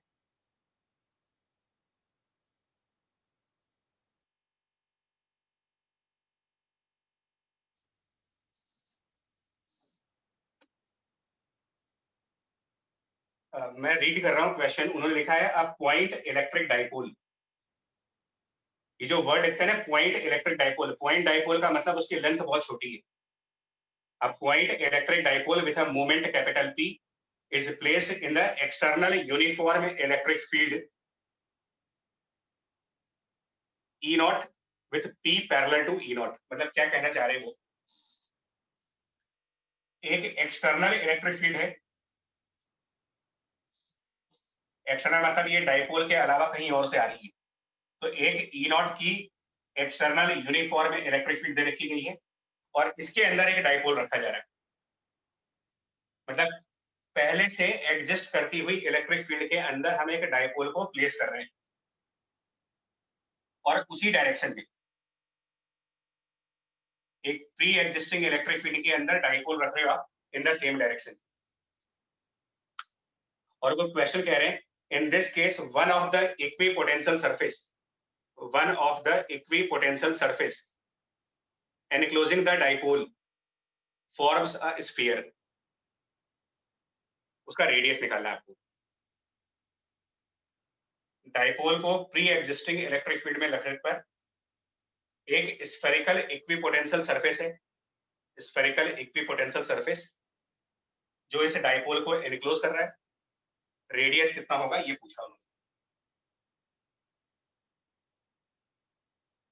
Question clear? Yes, sir.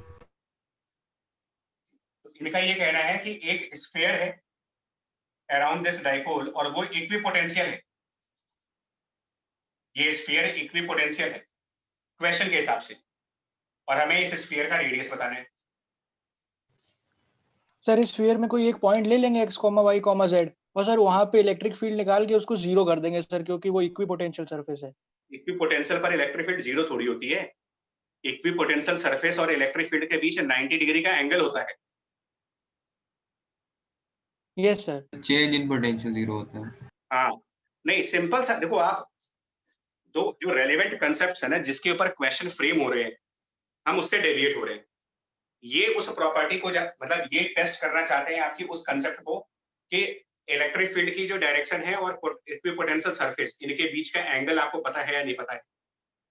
तो इलेक्ट्रिक फील्ड की डायरेक्शन और इक्विपोटेंशियल सरफेस हमें बहुत अच्छे से पता है कि इनके बीच में 90 डिग्री एंगल बनना चाहिए।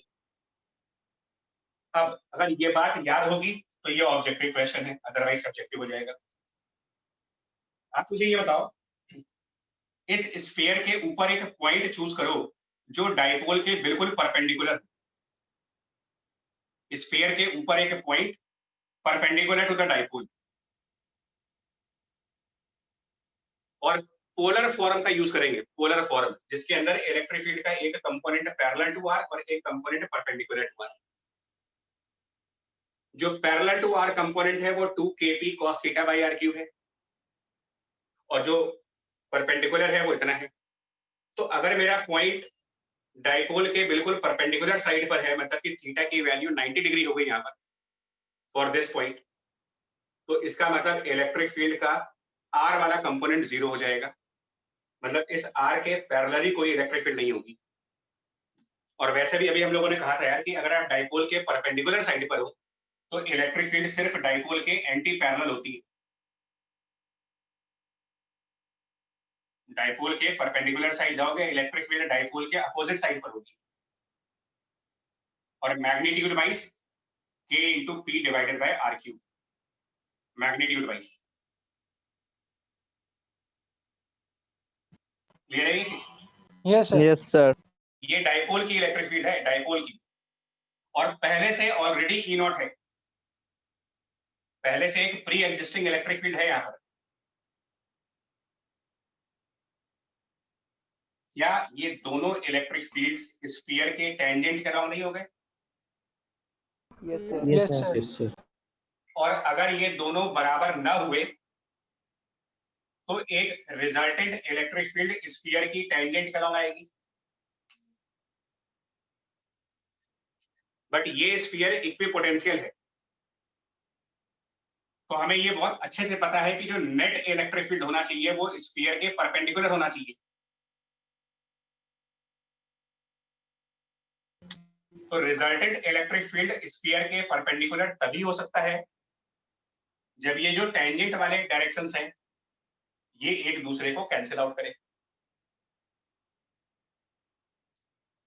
अगर ये एक दूसरे को कैंसिल नहीं कर पाएंगे तो कुछ ना कुछ कंपोनेंट टेंजेंट की डायरेक्शन में रहेगा जो इस स्टेटमेंट को वायलेट कर देगा कि electric field perpendicular to surface है।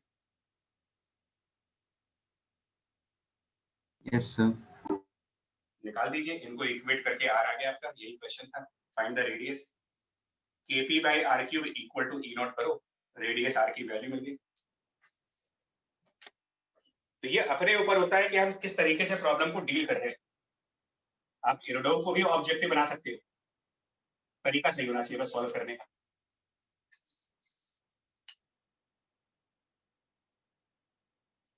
सर इलेक्ट्रोस्टैटिक में बहुत ज्यादा मैथ्स नहीं लगती है, मतलब हम लोग सोचते हैं ना कि मैथ्स लगा करके हम प्रॉब्लम को सॉल्व कर लेंगे, तो मैकेनिक्स में और इलेक्ट्रोस्टैटिक में यही डिफरेंस है।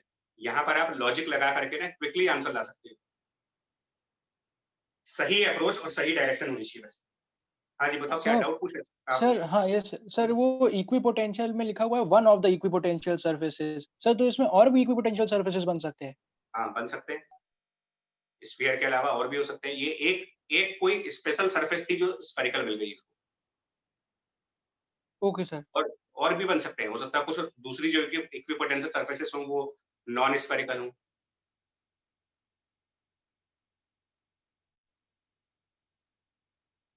क्योंकि यार देखो, एक्सटर्नल इलेक्ट्रिक फील्ड तो कांस्टेंट है ना, यस तो सर।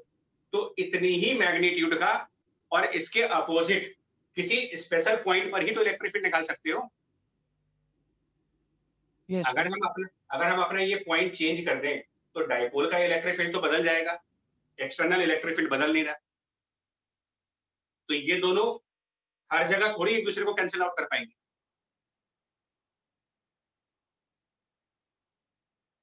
यस सर, मतलब सर कुछ ऐसे स्पेशल पॉइंट्स होंगे जहाँ पे ये दोनों एक दूसरे को कैंसिल आउट करेंगे, फिर उसी को देखिए, कंसिडरेशन में लेके इक्विपोटेंशियल सरफेस बन जाएगा। नहीं भैया तुम समझ नहीं पा रहे हो sir.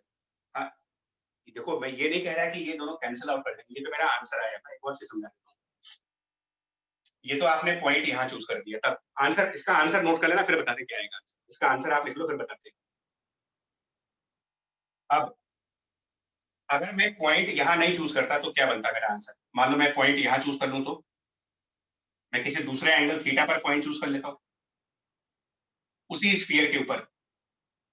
On the same sphere आप थीटा एंगल पर एक पॉइंट चूज करें। अब प्रॉब्लम बढ़ जाएगी, लेकिन मैं तो आपको जो अप्रोच दी थी वो आंसर ओरिएंटेड अप्रोच थी मेरी, कि मेरे को एग्जाम में आंसर से मतलब है। आंसर मेरा आ गया, बट अगर आप इसको डिटेल में जाओगे ना, और बुक्स में आपको यही सोल्यूशन मिलेगा, गारंटी दे रहा हूँ। किसी भी बुक में और किसी भी वीडियो में चले जाओ, यही सोल्यूशन आएगा। थीटा एंगल पर इन्होंने एक पॉइंट चूज किया और इन्होंने ये कहा कि इस थीटा एंगल वाले पॉइंट पर इलेक्ट्रिक फील्ड का एक कंपोनेंट तो आर की तरफ होगा, जिसको ये 2 times k p cos theta upon r cube लिखेंगे। और इस पॉइंट पर इलेक्ट्रिक फील्ड का एक कंपोनेंट इस आर के परपेंडिकुलर साइड पर भी होगा, इसको लिखेंगे k p sine theta upon r cube. और इसके अलावा एक तीसरा इलेक्ट्रिक फील्ड जो एक्सटर्नल है, ई नॉट। तो ये अपनी इंटेलिजेंस होती है कि हम पॉइंट का जो डिसीजन है, पॉइंट कैसे चूज करें, ये अपनी इंटेलिजेंस है। मैं प्रेफर करता हूं ज्यादातर केसेस में कि पॉइंट या तो डायपोल के एक्सिस पर हो या डायपोल के परपेंडिकुलर लाइन पर हो, क्योंकि उन दोनों की इलेक्ट्रिक फील्ड सिंपल फॉर्म में आती है। अब यहाँ पर लॉजिक क्या लगाओगे कि इस पॉइंट पर इन तीनों वेक्टर्स, ये जो 3 वेक्टर्स हैं, इन तीनों वेक्टर्स का रिजल्टेंट स्फीयर के परपेंडिकुलर होना चाहिए। तो ये जो 2 kp cos theta by r cube है, ये ऑलरेडी परपेंडिकुलर टू स्फीयर है, पहले से ही परपेंडिकुलर है स्फीयर के। तो बाकी के जो 2 वेक्टर्स हैं, जिसमें ये वाला वेक्टर तो टेंजेंट के अलोंग है, तो लॉजिक ये लगाओ कि आप इस external electric field E not के कंपोनेंट्स करें। ये थीटा एंगल बनेगा, ये भी थीटा एंगल बनेगा। ई नॉट का कंपोनेंट इस डायरेक्शन में करेंगे तो ये E naught multiplied by cos of theta, और ई नॉट का एक कंपोनेंट टेंजेंट की डायरेक्शन में करेंगे तो ये E naught multiplied by sine of theta. और क्योंकि टोटल इलेक्ट्रिक फील्ड स्फीयर के परपेंडिकुलर होना चाहिए, तो ये जो टेंजेंट वाले दोनों कंपोनेंट्स हैं, ये आपस में कैंसिल करते हैं दूसरे को, यानी k p sine theta by r cube.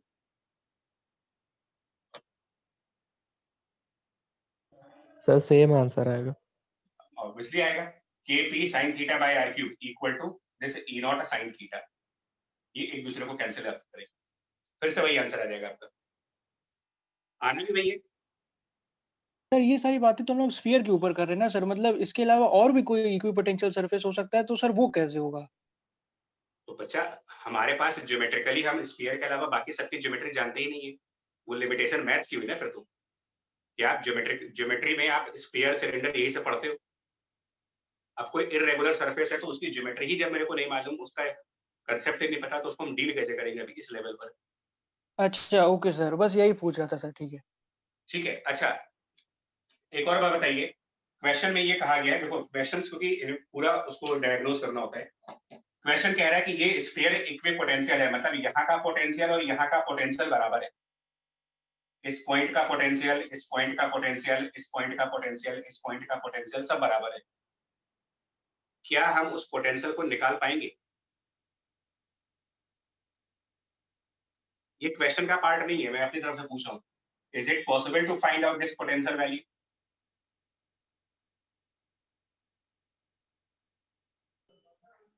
Sir जो अपने पास इलेक्ट्रिक फील्ड है डिफरेंशिएट करके निकाला, उसी को वापस वो नहीं कर सकते नहीं integrate?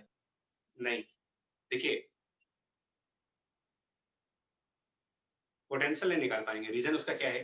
Sir constant electric field की वजह से नहीं निकाल पाएंगे। हाँ बिल्कुल बिल्कुल, डाइपोल की वजह से कितना पोटेंशियल है ये तो निकाल सकते हो, पोटेंशियल बाय डाइपोल तो निकाल सकते हैं हम लोग, लेकिन इस एक्सटर्नल इलेक्ट्रिक फील्ड की वजह से कितना पोटेंशियल है ये कैसे निकालोगे? बिकॉज आपको ये तो पता नहीं कि एक्सटर्नल इलेक्ट्रिक फील्ड कौन प्रोड्यूस कर रहा है। तीसरा पॉइंट, यहां पर और यहां पर पोटेंशियल सेम है, या इनफैक्ट स्फीयर के किसी भी पॉइंट पर सेम पोटेंशियल आएगा? क्या ये चीज इलेक्ट्रिक फील्ड में भी ट्रू है कि जो इलेक्ट्रिक फील्ड यहां पर होगी उतनी ही इलेक्ट्रिक फील्ड यहां पर भी होगी मैग्नीट्यूड वाइज? नहीं सर, नो सर, नहीं होगा। मतलब इक्विपोटेंशियल सरफेस के अलग अलग पॉइंट्स पर पोटेंशियल तो बराबर मिल जाएगा आपको, लेकिन ये कोई जरूरी नहीं है कि उन पर इलेक्ट्रिक फील्ड भी बराबर मिले।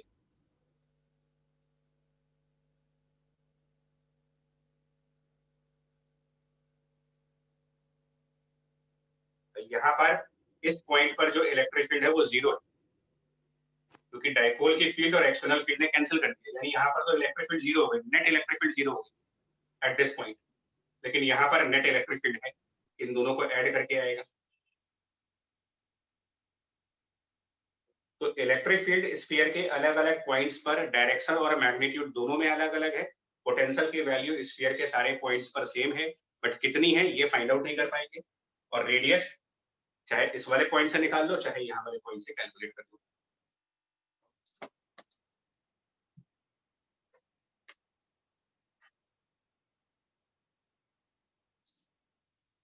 बढ़े आगे तो बताइए। Yes sir. Yes sir. Yes तो आगे दिखाएं आपको क्वेश्चन। तो ये डाइपोल की पोटेंशियल इलेक्ट्रिक फील्ड के जनरलाइज एक्सप्रेशंस को आप थोड़ा सा प्रैक्टिस करोगे, याद करोगे। ये 3 क्वेश्चन थे, ज्यादा क्वेश्चंस है नहीं बट कभी कभी इस पे क्वेश्चन बन जाते हैं। आगे यार अब इसका मुझे डील करना है प्रॉब्लम नंबर 47, इनफैक्ट प्रॉब्लम 46 और 47 दोनों ही, 46 47 ये दोनों क्वेश्चन डाइपोल के फोर्स को लेकर के हैं, force on the dipole. Problem 46 और प्रॉब्लम 47 कंसेप्ट है फोर्स ऑन डाइपोल का।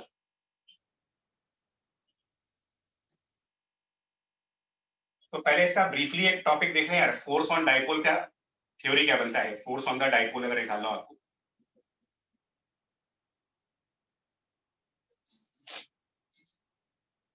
तो अगर हम कोई इलेक्ट्रिक फील्ड ई कंपेयर करें और ये एक्सटर्नल हो, एक्सटर्नल का मतलब ये होता है कि ये इलेक्ट्रिक फील्ड डाइपोल के अलावा किसी और चार्ज की वजह से है, क्योंकि डाइपोल खुद भी इलेक्ट्रिक फील्ड जनरेट करता है।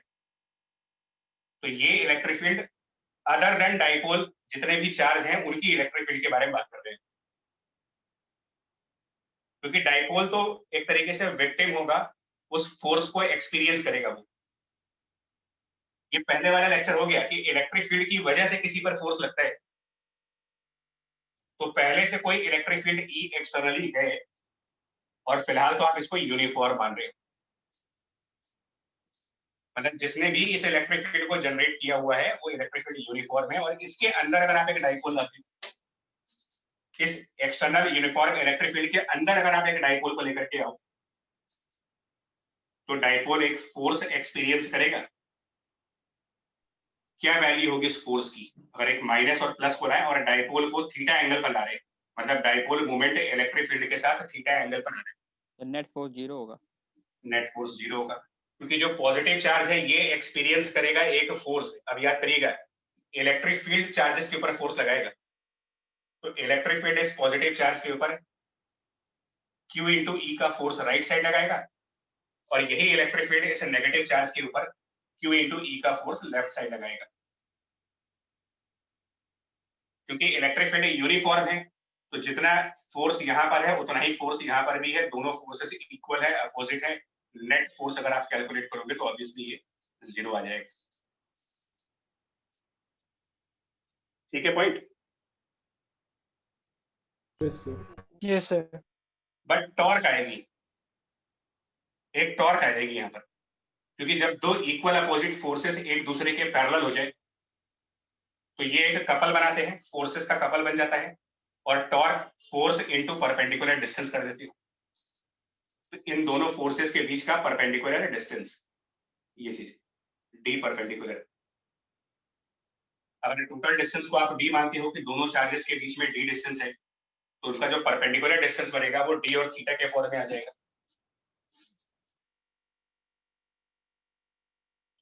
कितना बन जाएगा? D cos theta. ये डिस्टेंस अगर डी लेते हैं और ये थीटा है, तो ये डी कॉस थीटा बनेगा या D sine theta? D sine theta. D sine theta. और Q इंटू डी मतलब चार्ज इंटू सेपरेशन को आप डाइपोल मोमेंट से रिप्लेस करके टॉर्क को आप सिंपली PE साइन थीटा, ये आप जानते भी होंगे, ऑलरेडी जानते होंगे, torque equals to PE sine theta. इसको क्रॉस प्रोडक्ट में भी रिप्लेस करते हैं, टॉर्क को क्रॉस प्रोडक्ट में भी रिप्लेस करा जाता है, vector P cross vector E।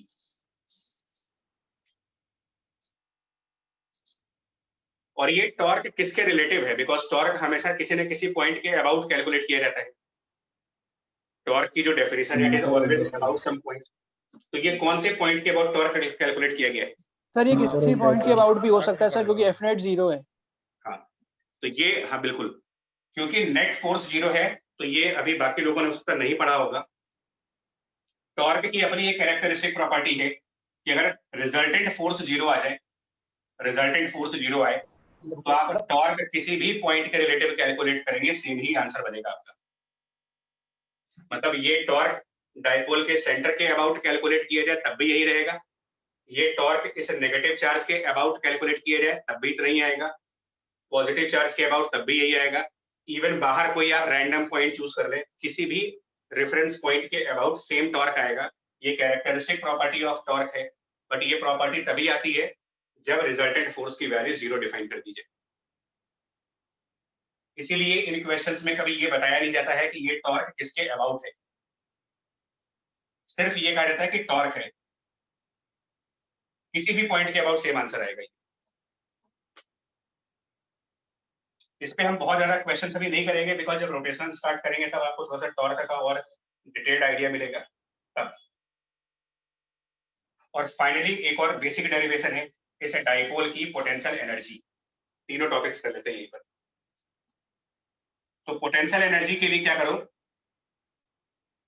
हम लोगों ने जब पोटेंशियल डिफाइन किया था तो उसकी डेफिनेशन ये दी थी कि पोटेंशियल किसी भी पॉइंट पर निकालने का मतलब होता है it is the potential energy per unit charge. Definition of potential ये थी, potential equals to potential energy per unit charge. तो इमेजिन करें कि जो डाइपोल का नेगेटिव चार्ज है, सपोज दैट ये x इक्वल टू 0 पॉइंट है, और जो पॉजिटिव चार्ज है इसके लिए x कोऑर्डिनेट निकाल सकते हैं, पॉजिटिव चार्ज के लिए x कोऑर्डिनेट की वैल्यू। अगर ये डिस्टेंस d है, ये थीटा है, तो ये वाले पॉइंट का x कोऑर्डिनेट आप लिख सकते हो d into cos of theta. ये डिस्टेंस d हो गया, ये थीटा हो गया, तो ये horizontal length d cos theta बन जाएगी। और ये डेफिनेशन यूज कर दो, तो इस डेफिनेशन के हिसाब से पोटेंशियल एनर्जी, अगर आप इसके पॉजिटिव चार्ज का कैलकुलेट करना चाहते हो, potential energy of the positive charge, तो चार्ज मल्टीप्लाइड बाय पोटेंशियल के हिसाब से हम लिखेंगे Q multiplied by potential at x equal to d cos theta, क्योंकि पॉजिटिव चार्ज की लोकेशन d cos थीटा है x कोऑर्डिनेट में।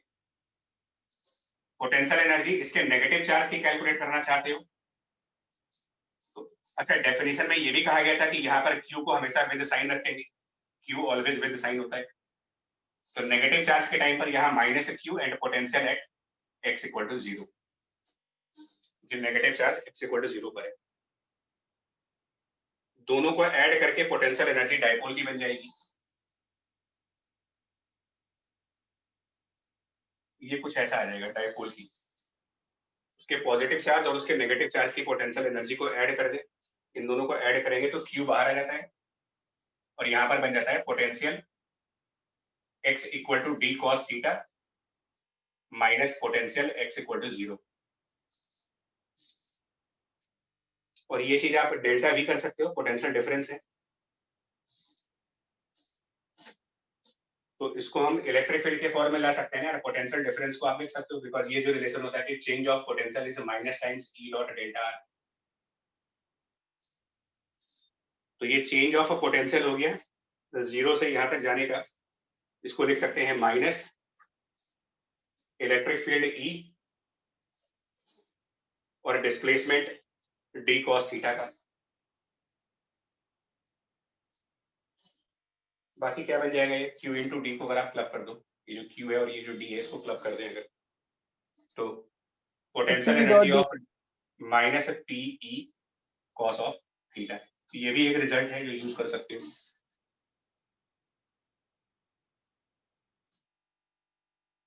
ये 3 एलिमेंट्री डेरिवेशन है स्कूल लेवल के हिसाब से है, वैसे 12th पास वालों से तो ये एक्सपेक्ट किया जाता है कि उनको ये याद होगा। Yes sir. एनसीईआरटी के डेरिवेशंस हैं उनमें हम लोग ये एक्सपेक्ट करते हैं कि फॉर्मूला तो याद होगा ही कि torque PE sin theta, potential energy minus PE cos theta और नेट फोर्स 0। ये सब कुछ तब हो रहा है जब एक्सटर्नल इलेक्ट्रिक फील्ड आप यूनिफॉर्म ले रहे हो तब।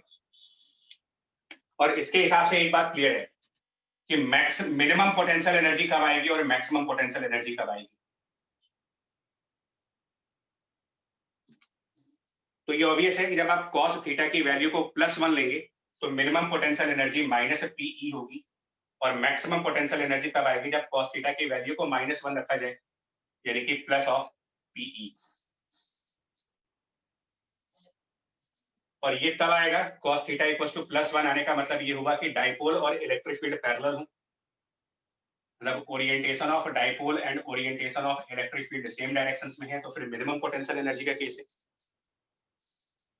और डाइपोल की डायरेक्शन और एक्सटर्नल इलेक्ट्रिक फील्ड की डायरेक्शन अगर अपोजिट रखी जा रही है तो ये फिर आपका मैक्सिमम पोटेंशियल एनर्जी का केस है। वर्क एनर्जी पावर से इसको कनेक्ट करोगे तो मिनिमम पोटेंशियल एनर्जी कहने का मतलब ये होगा कि ये डाइपोल का स्टेबल इक्विलिब्रियम होगा। Point of minimum potential energy मतलब स्टेबल इक्विलिब्रियम, और point of maximum potential energy का मतलब ये उस डाइपोल का अनस्टेबल इक्विलिब्रियम हुआ। ये सब आप वर्क एनर्जी पावर से रिलेट कर पाएंगे। पोटेंशियल एनर्जी और स्टेबिलिटी का जो कंसेप्ट था हमारा, मिनिमम पोटेंशियल एनर्जी मतलब स्टेबल इक्विलिब्रियम और मैक्सिमम पोटेंशियल एनर्जी मतलब अनस्टेबल इक्विलिब्रियम। और इक्विलिब्रियम इसलिए कह रहे हैं, इक्विलिब्रियम आप इसलिए कह रहे हो बिकॉज नेट फोर्स ऑलरेडी 0 है। नेट फोर्स का तो इससे कोई मतलब ही नहीं है कि थीटा क्या है, किसी भी ओरिएंटेशन पर नेट फोर्स 0 आएगी, लेकिन टॉर्क का ओरिएंटेशन थीटा से कंसर्न है, तो जब सेम डायरेक्शंस में होंगे तो भी थीटा की वैल्यू 0, टॉर्क 0, और जब अपोजिट डायरेक्शंस में होंगे तो थीटा की वैल्यू 180 डिग्री, अगेन टॉर्क की वैल्यू 0। फोर्स ऑलरेडी 0 है, इररिस्पेक्टिव की एंगल थीटा कितना ले रहे हो आप। दैट मींस इस ओरिएंटेशन में फोर्स भी 0 है, टॉर्क भी 0 हो गया, इसीलिए इक्विलिब्रियम कह रहे हैं इसको। F0 टॉर्क 0, यहां पर भी F0 टॉर्क 0, दोनों ही इक्विलिब्रियम है। बट इसमें मैक्सिमम पोटेंशियल एनर्जी अनस्टेबल कह रहे हो, इसमें मिनिमम पोटेंशियल एनर्जी स्टेबल कह रहे हो। इसका क्या मतलब हुआ कि अगर एक डाइपोल को इलेक्ट्रिक फील्ड में फ्री कर दिया जाए, उसको रिलीज कर दिया जाए, फ्री कर दिया जाए, तो वो अपने आप कौन सा ओरिएंटेशन प्रेफर करेगा। अगर एक डाइपोल को फ्रीली इलेक्ट्रिक फील्ड में छोड़ दिया जाए तो वो ऑटोमेटिकली अपने डायरेक्शन में, हाँ, क्योंकि डायरेक्शन ऑफ इलेक्ट्रिक फील्ड, हाँ, नेचर में, इस नेचर में हर एक सिस्टम अपने आप को हमेशा स्टेबल इक्विलिब्रियम में कन्वर्ट करना चाहता है। तो अगर आप एक डाइपोल को किसी भी एंगल पर इलेक्ट्रिक फील्ड में रिलीज कर देंगे, फ्री कर दीजिए उसको, तो फ्री डाइपोल अपने आप इलेक्ट्रिक फील्ड के साथ अलाइनमेंट कर लेगा। Free dipole will align itself in the direction of electric field, और यही बेसिक लॉजिक है पोलराइजेशन ऑफ ऑब्जेक्ट्स का। जो ऑब्जेक्ट्स पोलराइज होते हैं, जिनमें इंड्यूस चार्जेस आते हैं, और डाइलेक्ट्रिक कांस्टेंट का फंडामेंटल यही है। डाइलेक्ट्रिक कांस्टेंट समझने के लिए फंडामेंटल कंसेप्ट यही है। अ फ्री डाइपोल, बार बार बोल रहा हूं आपसे, a free dipole will always align itself. Align itself का मतलब वो हमेशा इलेक्ट्रिक फील्ड की डायरेक्शन में अपने आप को चेंज करेगा, मोल्ड कर देगा। पहले से वो जैसे भी रहा हो, पहले से वो डाइपोल किसी भी डायरेक्शन में रहा हो, इलेक्ट्रिक फील्ड लगते ही ऑटोमेटिकली वो डाइपोल इलेक्ट्रिक फील्ड की डायरेक्शन में स्विच कर जाएगा, मूव कर जाएगा वहां पर। इसके ऊपर इसके ऑसिलेशन के क्वेश्चंस आते हैं, रोटेशनल मैकेनिक्स में स्पीड वगैरह निकालने के क्वेश्चंस आते हैं।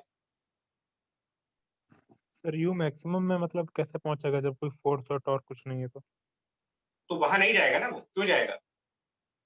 वो तो हम लोग डाइपोल को पहले प्लेस करेंगे और उसके बाद उसको ऑब्जर्व करेंगे कि उसको डाइपोल को फ्री करने के बाद वो क्या करता है। मैक्सिमम तक वो जाएगा ही नहीं कभी। या देखो समझाते हैं इसको।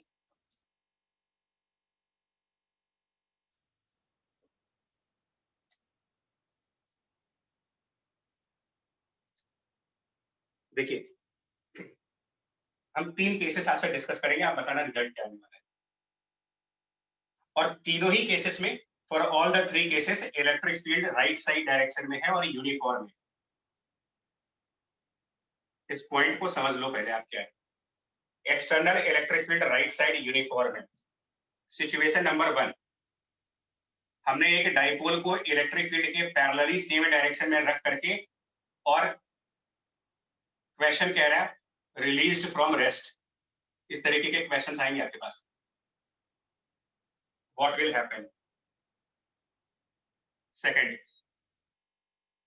डाइपोल इलेक्ट्रिक फील्ड के अपोजिट डायरेक्शन में रख करके और उसको छोड़ दो, आप वहां से हट जाओ।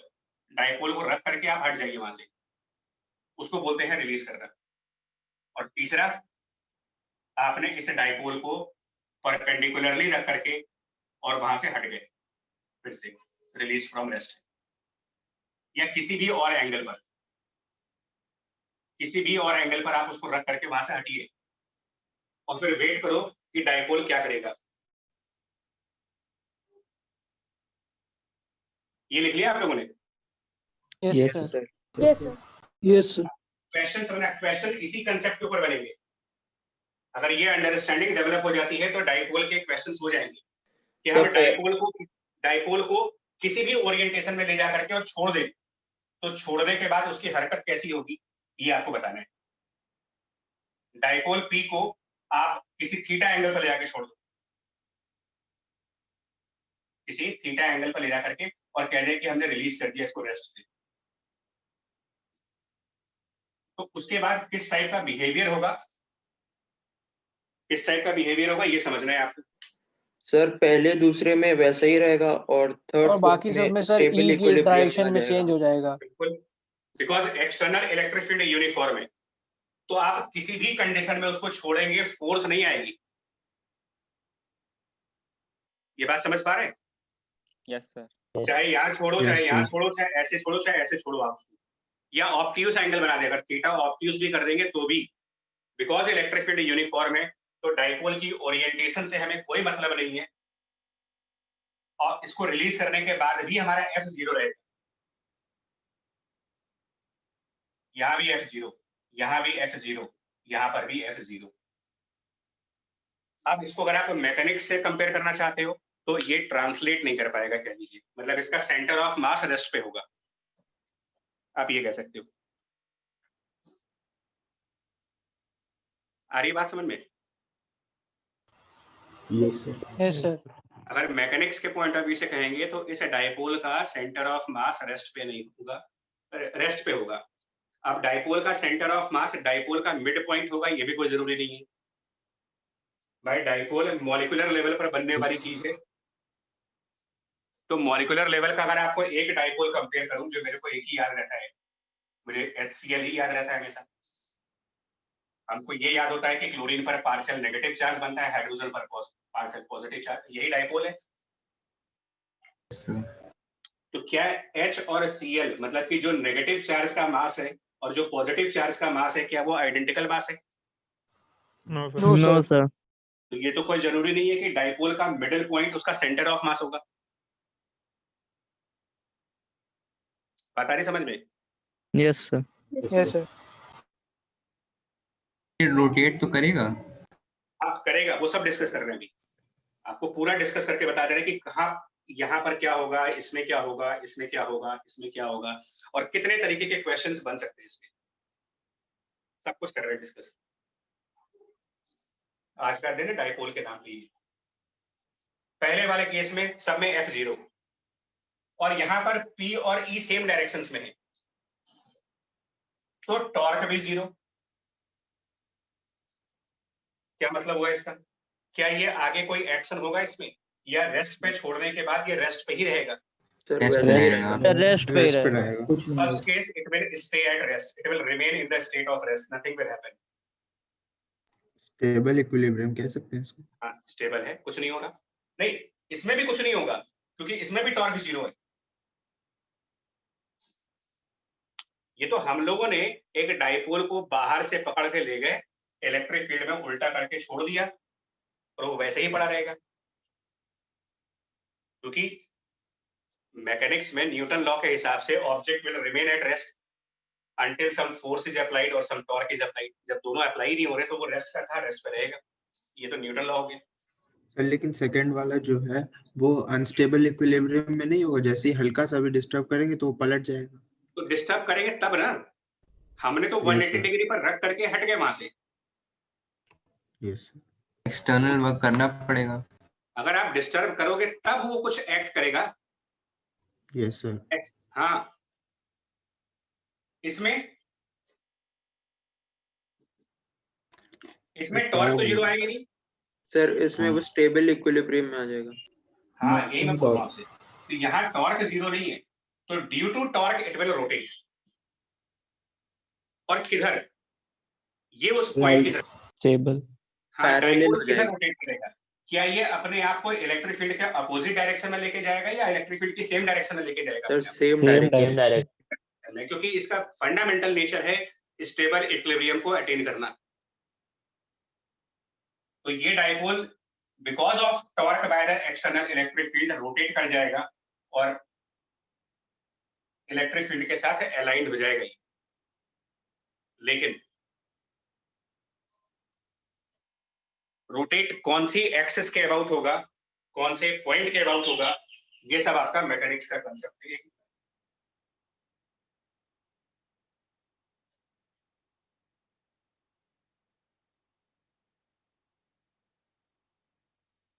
तो अगर हम इस डाइपोल को ये माने,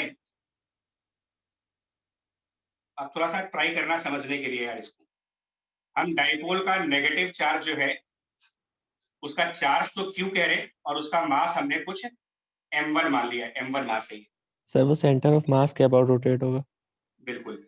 और इसका जो पॉजिटिव चार्ज है उसको आप क्यू कह दें और सपोज उसका m2 मास है, क्योंकि मॉलिक्यूलर लेवल पर सेम मास के बीच में तो बनेगा नहीं है। पोलर मॉलिक्यूल तभी बनते हैं जब इलेक्ट्रोनेगेटिविटी में अच्छा खासा डिफरेंस हो। और पता नहीं इसको क्या बोलते हैं, शायद कि कुछ फर्स्ट ग्रुप और सेवेंथ ग्रुप के बीच में होता है या कुछ, क्या बोलते हैं इसको।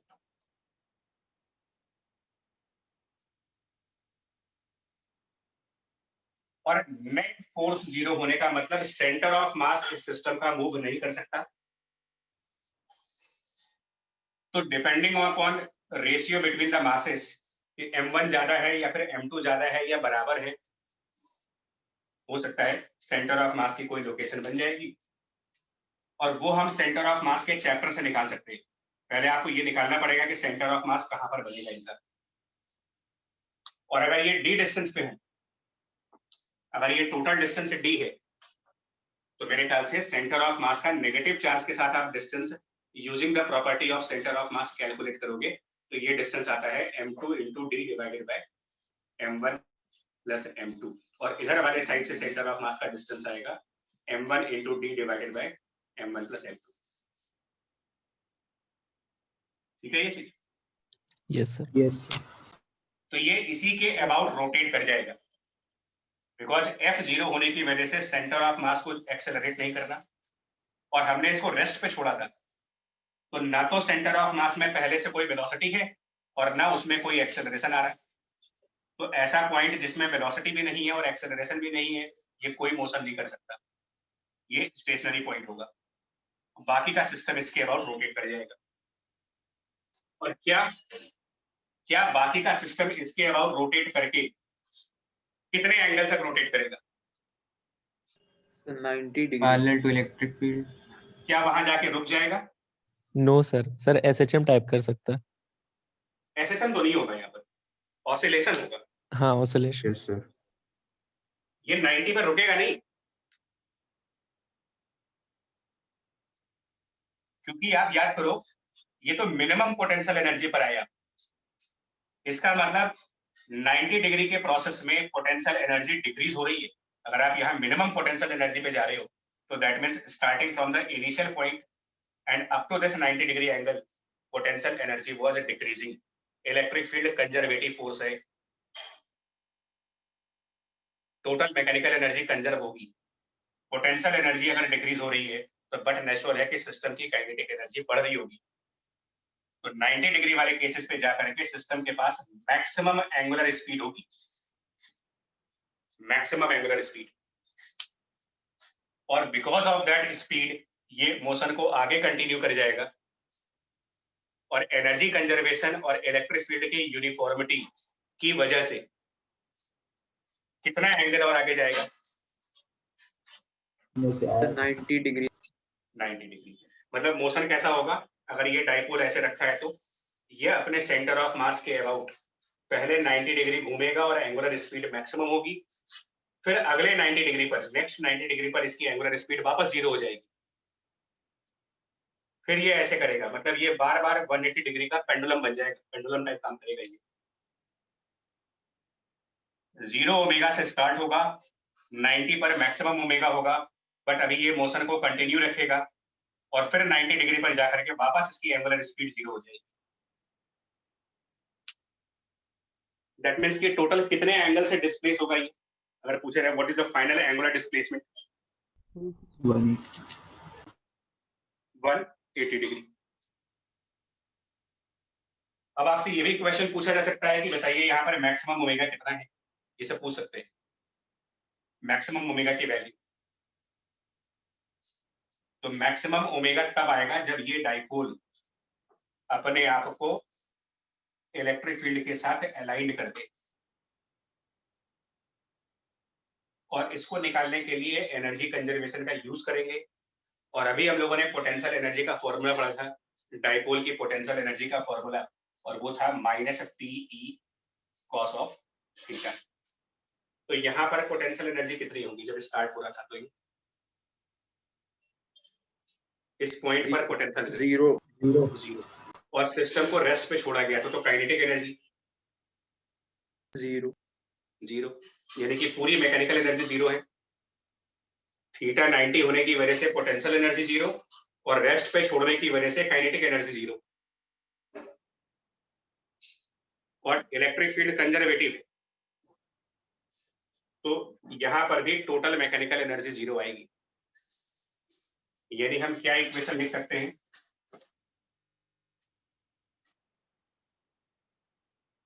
यहाँ पर डाइपोल और इलेक्ट्रिक फील्ड सेम डायरेक्शंस में हो जाएंगे, थीटा की वैल्यू 0 हो गई, पोटेंशियल एनर्जी की वैल्यू -P × E। तो potential energy -P × capital E और plus kinetic energy half I sir वो भी PE आएगी।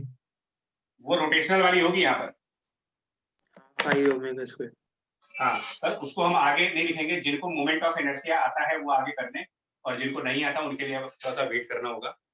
Capital I is the moment of inertia. Rotational kinetic energy use होगी क्योंकि डाइपोल रोटेट कर रहा है यहाँ पर। और मोमेंट ऑफ इनर्शिया भी कौन से एक्सिस के about? Centre of mass. Centre of mass के अबाउट।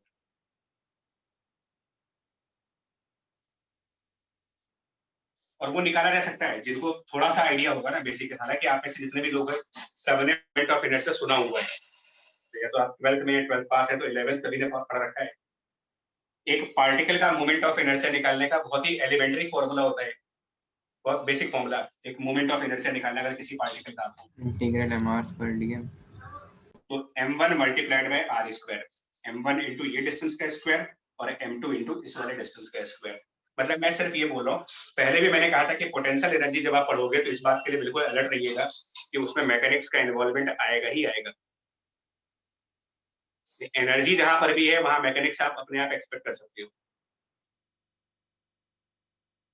मतलब कंसेप्ट मिक्स होने ही है उसमें।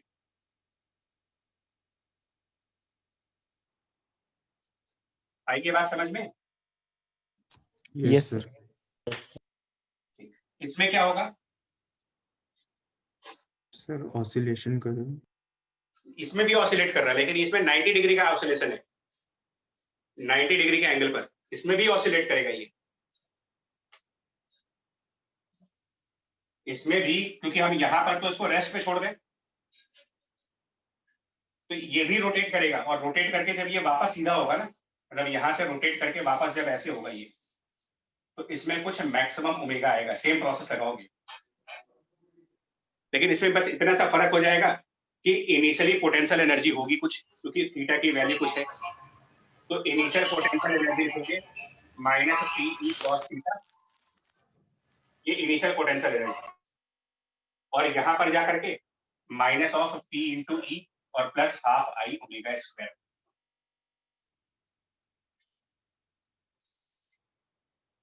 आ रही है बात समझ में? इक्वेशन समझ में आ रही है वाली?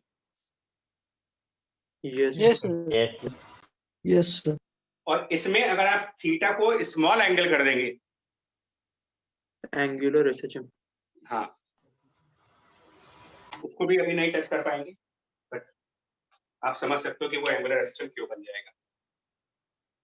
मैं हिंट कर दे रहा हूँ, जिन लोगों को आइडिया है वो प्रोसीड कर जाएं, जिनको नहीं है उनको वेट करना होगा। इसमें टॉर्क का एक फॉर्मूला आता है, P into E into sine of theta, और स्मॉल एंगल्स पर हम टॉर्क को लिखते हैं साइन थीटा की वैल्यू को थीटा लिख सकते हो। तो टॉर्क और थीटा के बीच प्रोपोर्शनलिटी है अगर आप थीटा को टेंडिंग टू 0 डिग्री ले तो।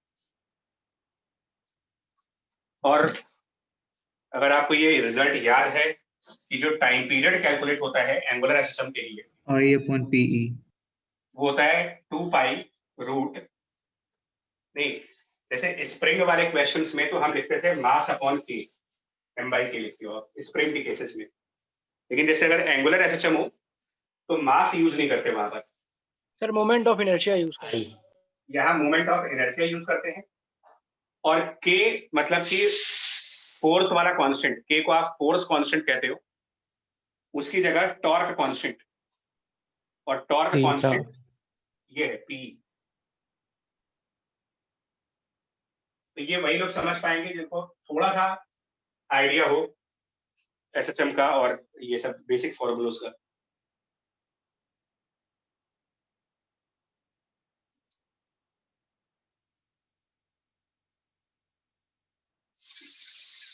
आई बात समझ में? Yes sir. चलिए, तो ये डाइपोल का हो गया। मैं जो आपसे बात कह रहा था, मैं ये कह रहा था मूविंग कॉइल गैल्वेनोमीटर का कांसेप्ट है क्या? टॉरिजनल कौन? कहाँ मूविंग कॉइल गैल्वेनोमीटर यहाँ कहाँ आ गया? उसका कोई कंसेप्ट नहीं है इसमें।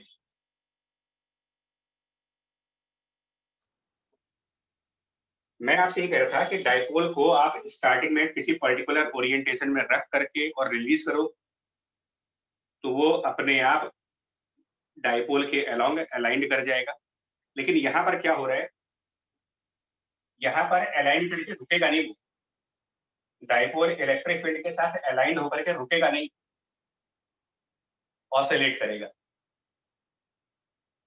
लेकिन ये आप आइडियल केस मानते हो, ऑसिलेशन को बिना किसी डैम्पिंग के मान रहे हो, कोई डैम्पिंग नहीं है, कोई लॉस ऑफ एनर्जी नहीं है, मोस्ट आइडियल कंडीशंस में। प्रैक्टिकली दुनिया के किसी भी ऑसिलेशन में डैम्पिंग होती है, मतलब धीरे धीरे ऑसिलेशंस खत्म हो जाती हैं। तो अल्टीमेटली ये डाइपोल कहाँ पर सेटल हो जाएगा? Stable equilibrium. राइट।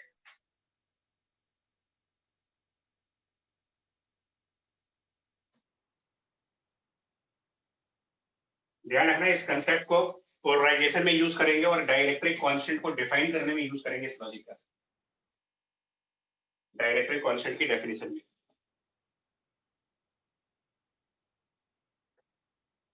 कंक्लूड करने तो बस आखिरी पॉइंट है यार, ये इलेक्ट्रिक फील्ड यूनिफॉर्म था। नाउ चेक करो अगर इलेक्ट्रिक फील्ड हमारा नॉन यूनिफॉर्म है तो external electric field is non uniform.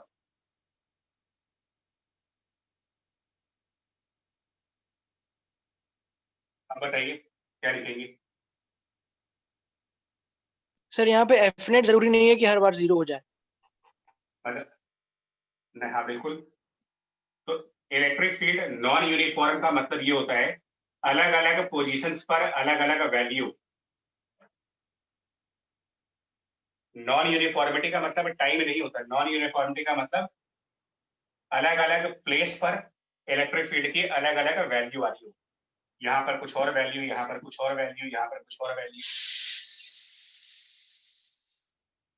मेरे को सिर्फ ये बताओ, हमने इसके अंदर एक डाइपोल रखा,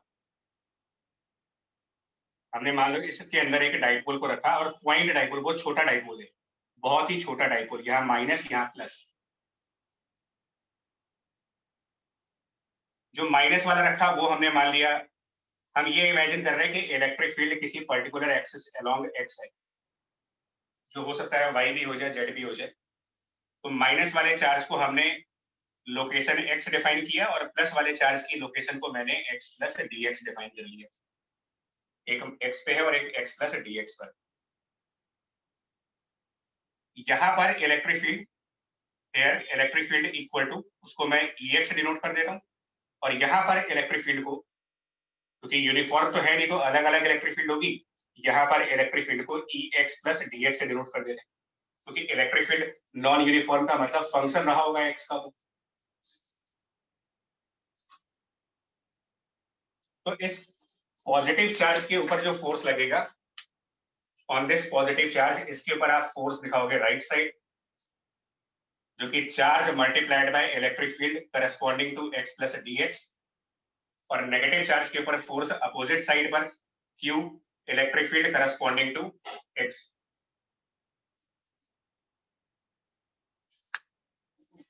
बट नेचुरल है कि अगर आप यहाँ पर नेट फोर्स कैलकुलेट करोगे, नेट फोर्स, इसमें से इसको माइनस कर लेते हैं, इसमें से ये माइनस करेंगे तो Q, और आपके पास बचेगा electric field at x plus dx और minus electric field at x। Opposite vectors हैं।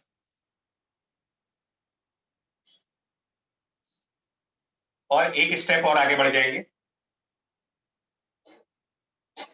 एक स्टेप और आगे बढ़ के क्या कर सकते हैं, इसको हम dx से डिवाइड भी करेंगे और dx से मल्टीप्लाई भी कर सकते हैं।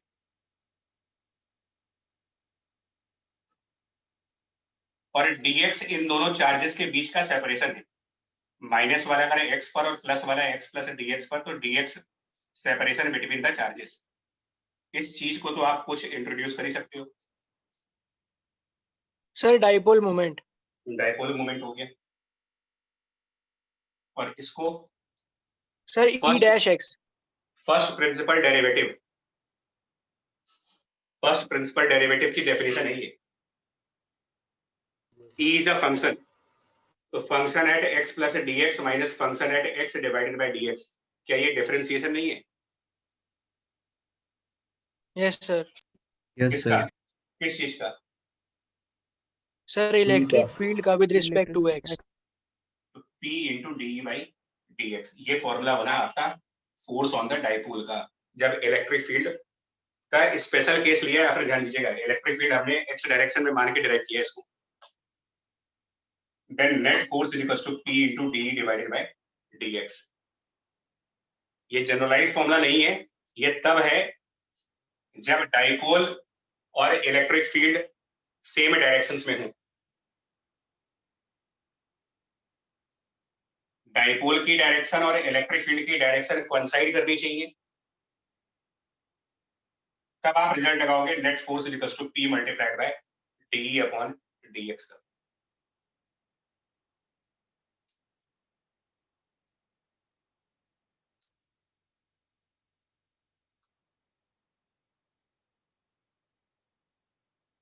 क्वेश्चन 46 जो है, एक क्वेश्चन डिस्कस करेंगे। 46 जो है,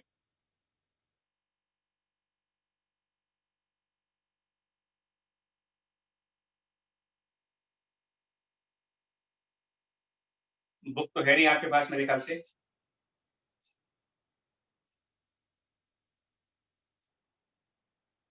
चलिए इसको कंटिन्यू तो अगले में काम करेंगे, बस आपको बस इतना बता दें 46 क्वेश्चन में एक लाइन चार्ज की बात की है उन्होंने, लाइन चार्ज की, इनफाइनाइटली चार्ज से, लैम्डा डेंसिटी का लाइन चार्ज इनफाइनाइट है, और उसमें उन्होंने 3 केसेस दे रखे हैं, 3 केसेस है। उसमें एक केस में वो यहाँ पर डाइपोल रखते हैं इस वायर के पैरेलल, कहने कि डाइपोल को वायर के पैरेलल रखो। एक केस में कह रहे हैं कि डाइपोल हमने ऐसे रखा है। अलग अलग ओरिएंटेशन रखने डाइपोल की, और उसमें फोर्स कैलकुलेट करने को है। पहले तो आप ये बताओ, अगर ये इनफाइनाइटली चार्ज लॉन्ग वायर है, इनफाइनाइटली चार्ज लॉन्ग वायर, तो यहाँ पर डायरेक्शन ऑफ इलेक्ट्रिक फील्ड क्या मिलेगा आपको? पैरेलल टू वायर या perpendicular to wire? Sir perpendicular to wire,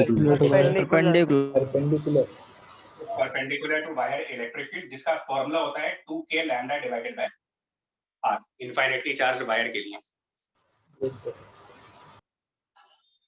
मैं भी आज सारे केसेस तो नहीं कर पाएंगे, टाइम ओवर हो चुका है, बट एक बस इसका एप्लीकेशन बता के, क्या जब आप डाइपोल को इस तरीके से रखोगे तो क्या ये वही केस है जिसके लिए हमने डेरिवेशन किया है? नो क्या डाइपोल इलेक्ट्रिक फील्ड के पैरेलल है? No sir. नहीं सर, इसमें नो फोर्स। मतलब यहाँ ये फॉर्मूला इसलिए बोल रहा हूँ ना कि आप ये मत मान लेना कि आप इससे आप सारे क्वेश्चन कर लोगे, नहीं, ये स्पेसिफिक केस के लिए बताया जा रहा है जब डाइपोल को इलेक्ट्रिक फील्ड के पैरेलल रखा जाए। इसीलिए इस क्वेश्चन में 3 पार्ट्स उन्होंने दिए हैं, ताकि स्टूडेंट्स को ये समझ में आ जाए कि कब इस फॉर्मूले का यूज करना है और कब नहीं करना है। उसमें से एक केस है, उस क्वेश्चन में एक केस है जिसमें डाइपोल को इलेक्ट्रिक फील्ड के पैरेलल रखा गया है, तो यहां वाला फोर्स निकाल सकते हो। ये फोर्स इस मेथड से आ जाएगा। इसके लिए हम कर सकते हैं equal to this dipole moment, और DE बाई DX की जगह हम DE बाई DR कर लेंगे, बिकॉज हम डिस्टेंस को R से डिनोट कर रहे हैं। मतलब ER का फंक्शन है, यहाँ पर EX का फंक्शन था, यहाँ पर ER का फंक्शन है, तो आप DE बाई DR कर लें।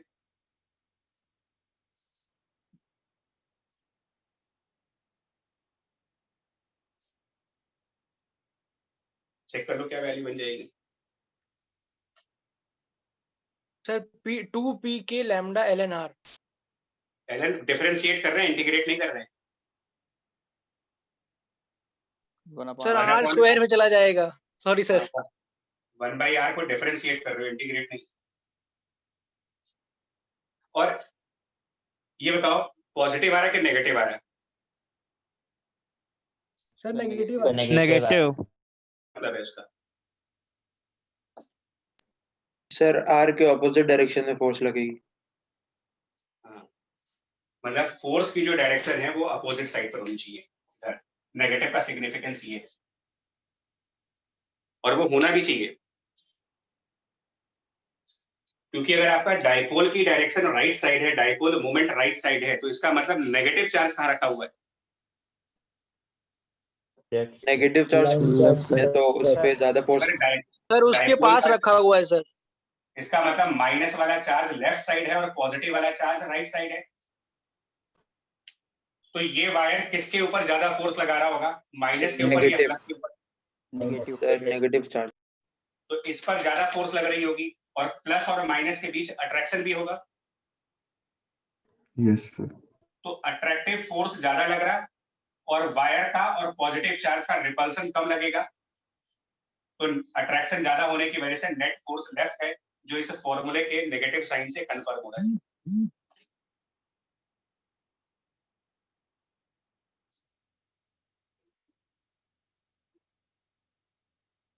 ठीक है? Yes sir. Yes sir. अच्छा, अब आप ट्राई कर लेना क्वेश्चन 46 और 47, अगर हो जाए तो बहुत अच्छी चीज है, अगर आपको लगे ट्राई करके तो अटेम्प्ट करना। इसमें 47 तो हो जाना चाहिए, और 47 जेई मेंस में आ भी चुका है, मतलब इसके कई सारे क्वेश्चन इग्नोर के ऐसे हैं जो जेई मेंस में डायरेक्टली आ चुके हैं। सर 46 क्वेश्चन में sir along the radius vector है सर, तो वो डायरेक्शन कौन सा हुआ सर? इसी के अलोंग, आर के अलोंग।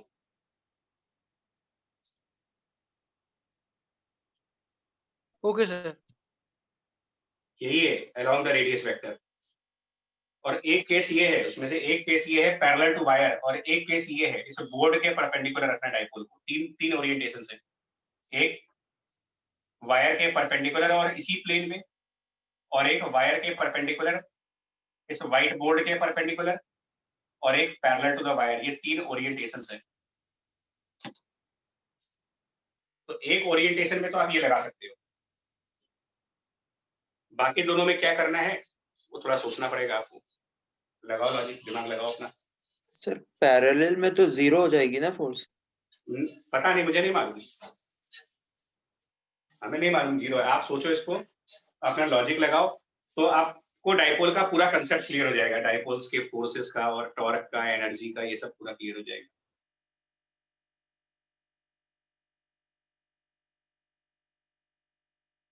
ठीक है? Yes sir. Okay sir. Okay sir. चलिए आप इसको रिवाइज करें। अब आप एचसीबी का इलेक्ट्रिक फील्ड एंड पोटेंशियल वाला चैप्टर कंप्लीट कर चुके हो, वो आप 100% सॉल्व कर सकते हो, पहला चैप्टर। और इरडो के ये 2 क्वेश्चन है, इरडो में एक्चुअली रैंडमली डिस्ट्रीब्यूटेड एक क्वेश्चन तो बताने पड़ते हैं, ये दोनों कर सकते हो। अब आप गॉस लॉ की तरफ मूव, मतलब वो गॉस लॉ, फ्लक्स वगैरह का कंसेप्ट इसके बाद से आ जाएगा।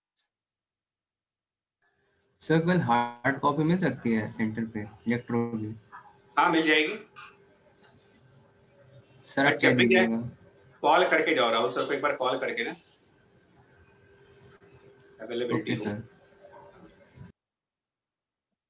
ठीक है, चलिए जी रखते हैं फिर इसको, है ना बच्चे। Thank you sir. Thank you sir. Thank you sir. Thank you बच्चे।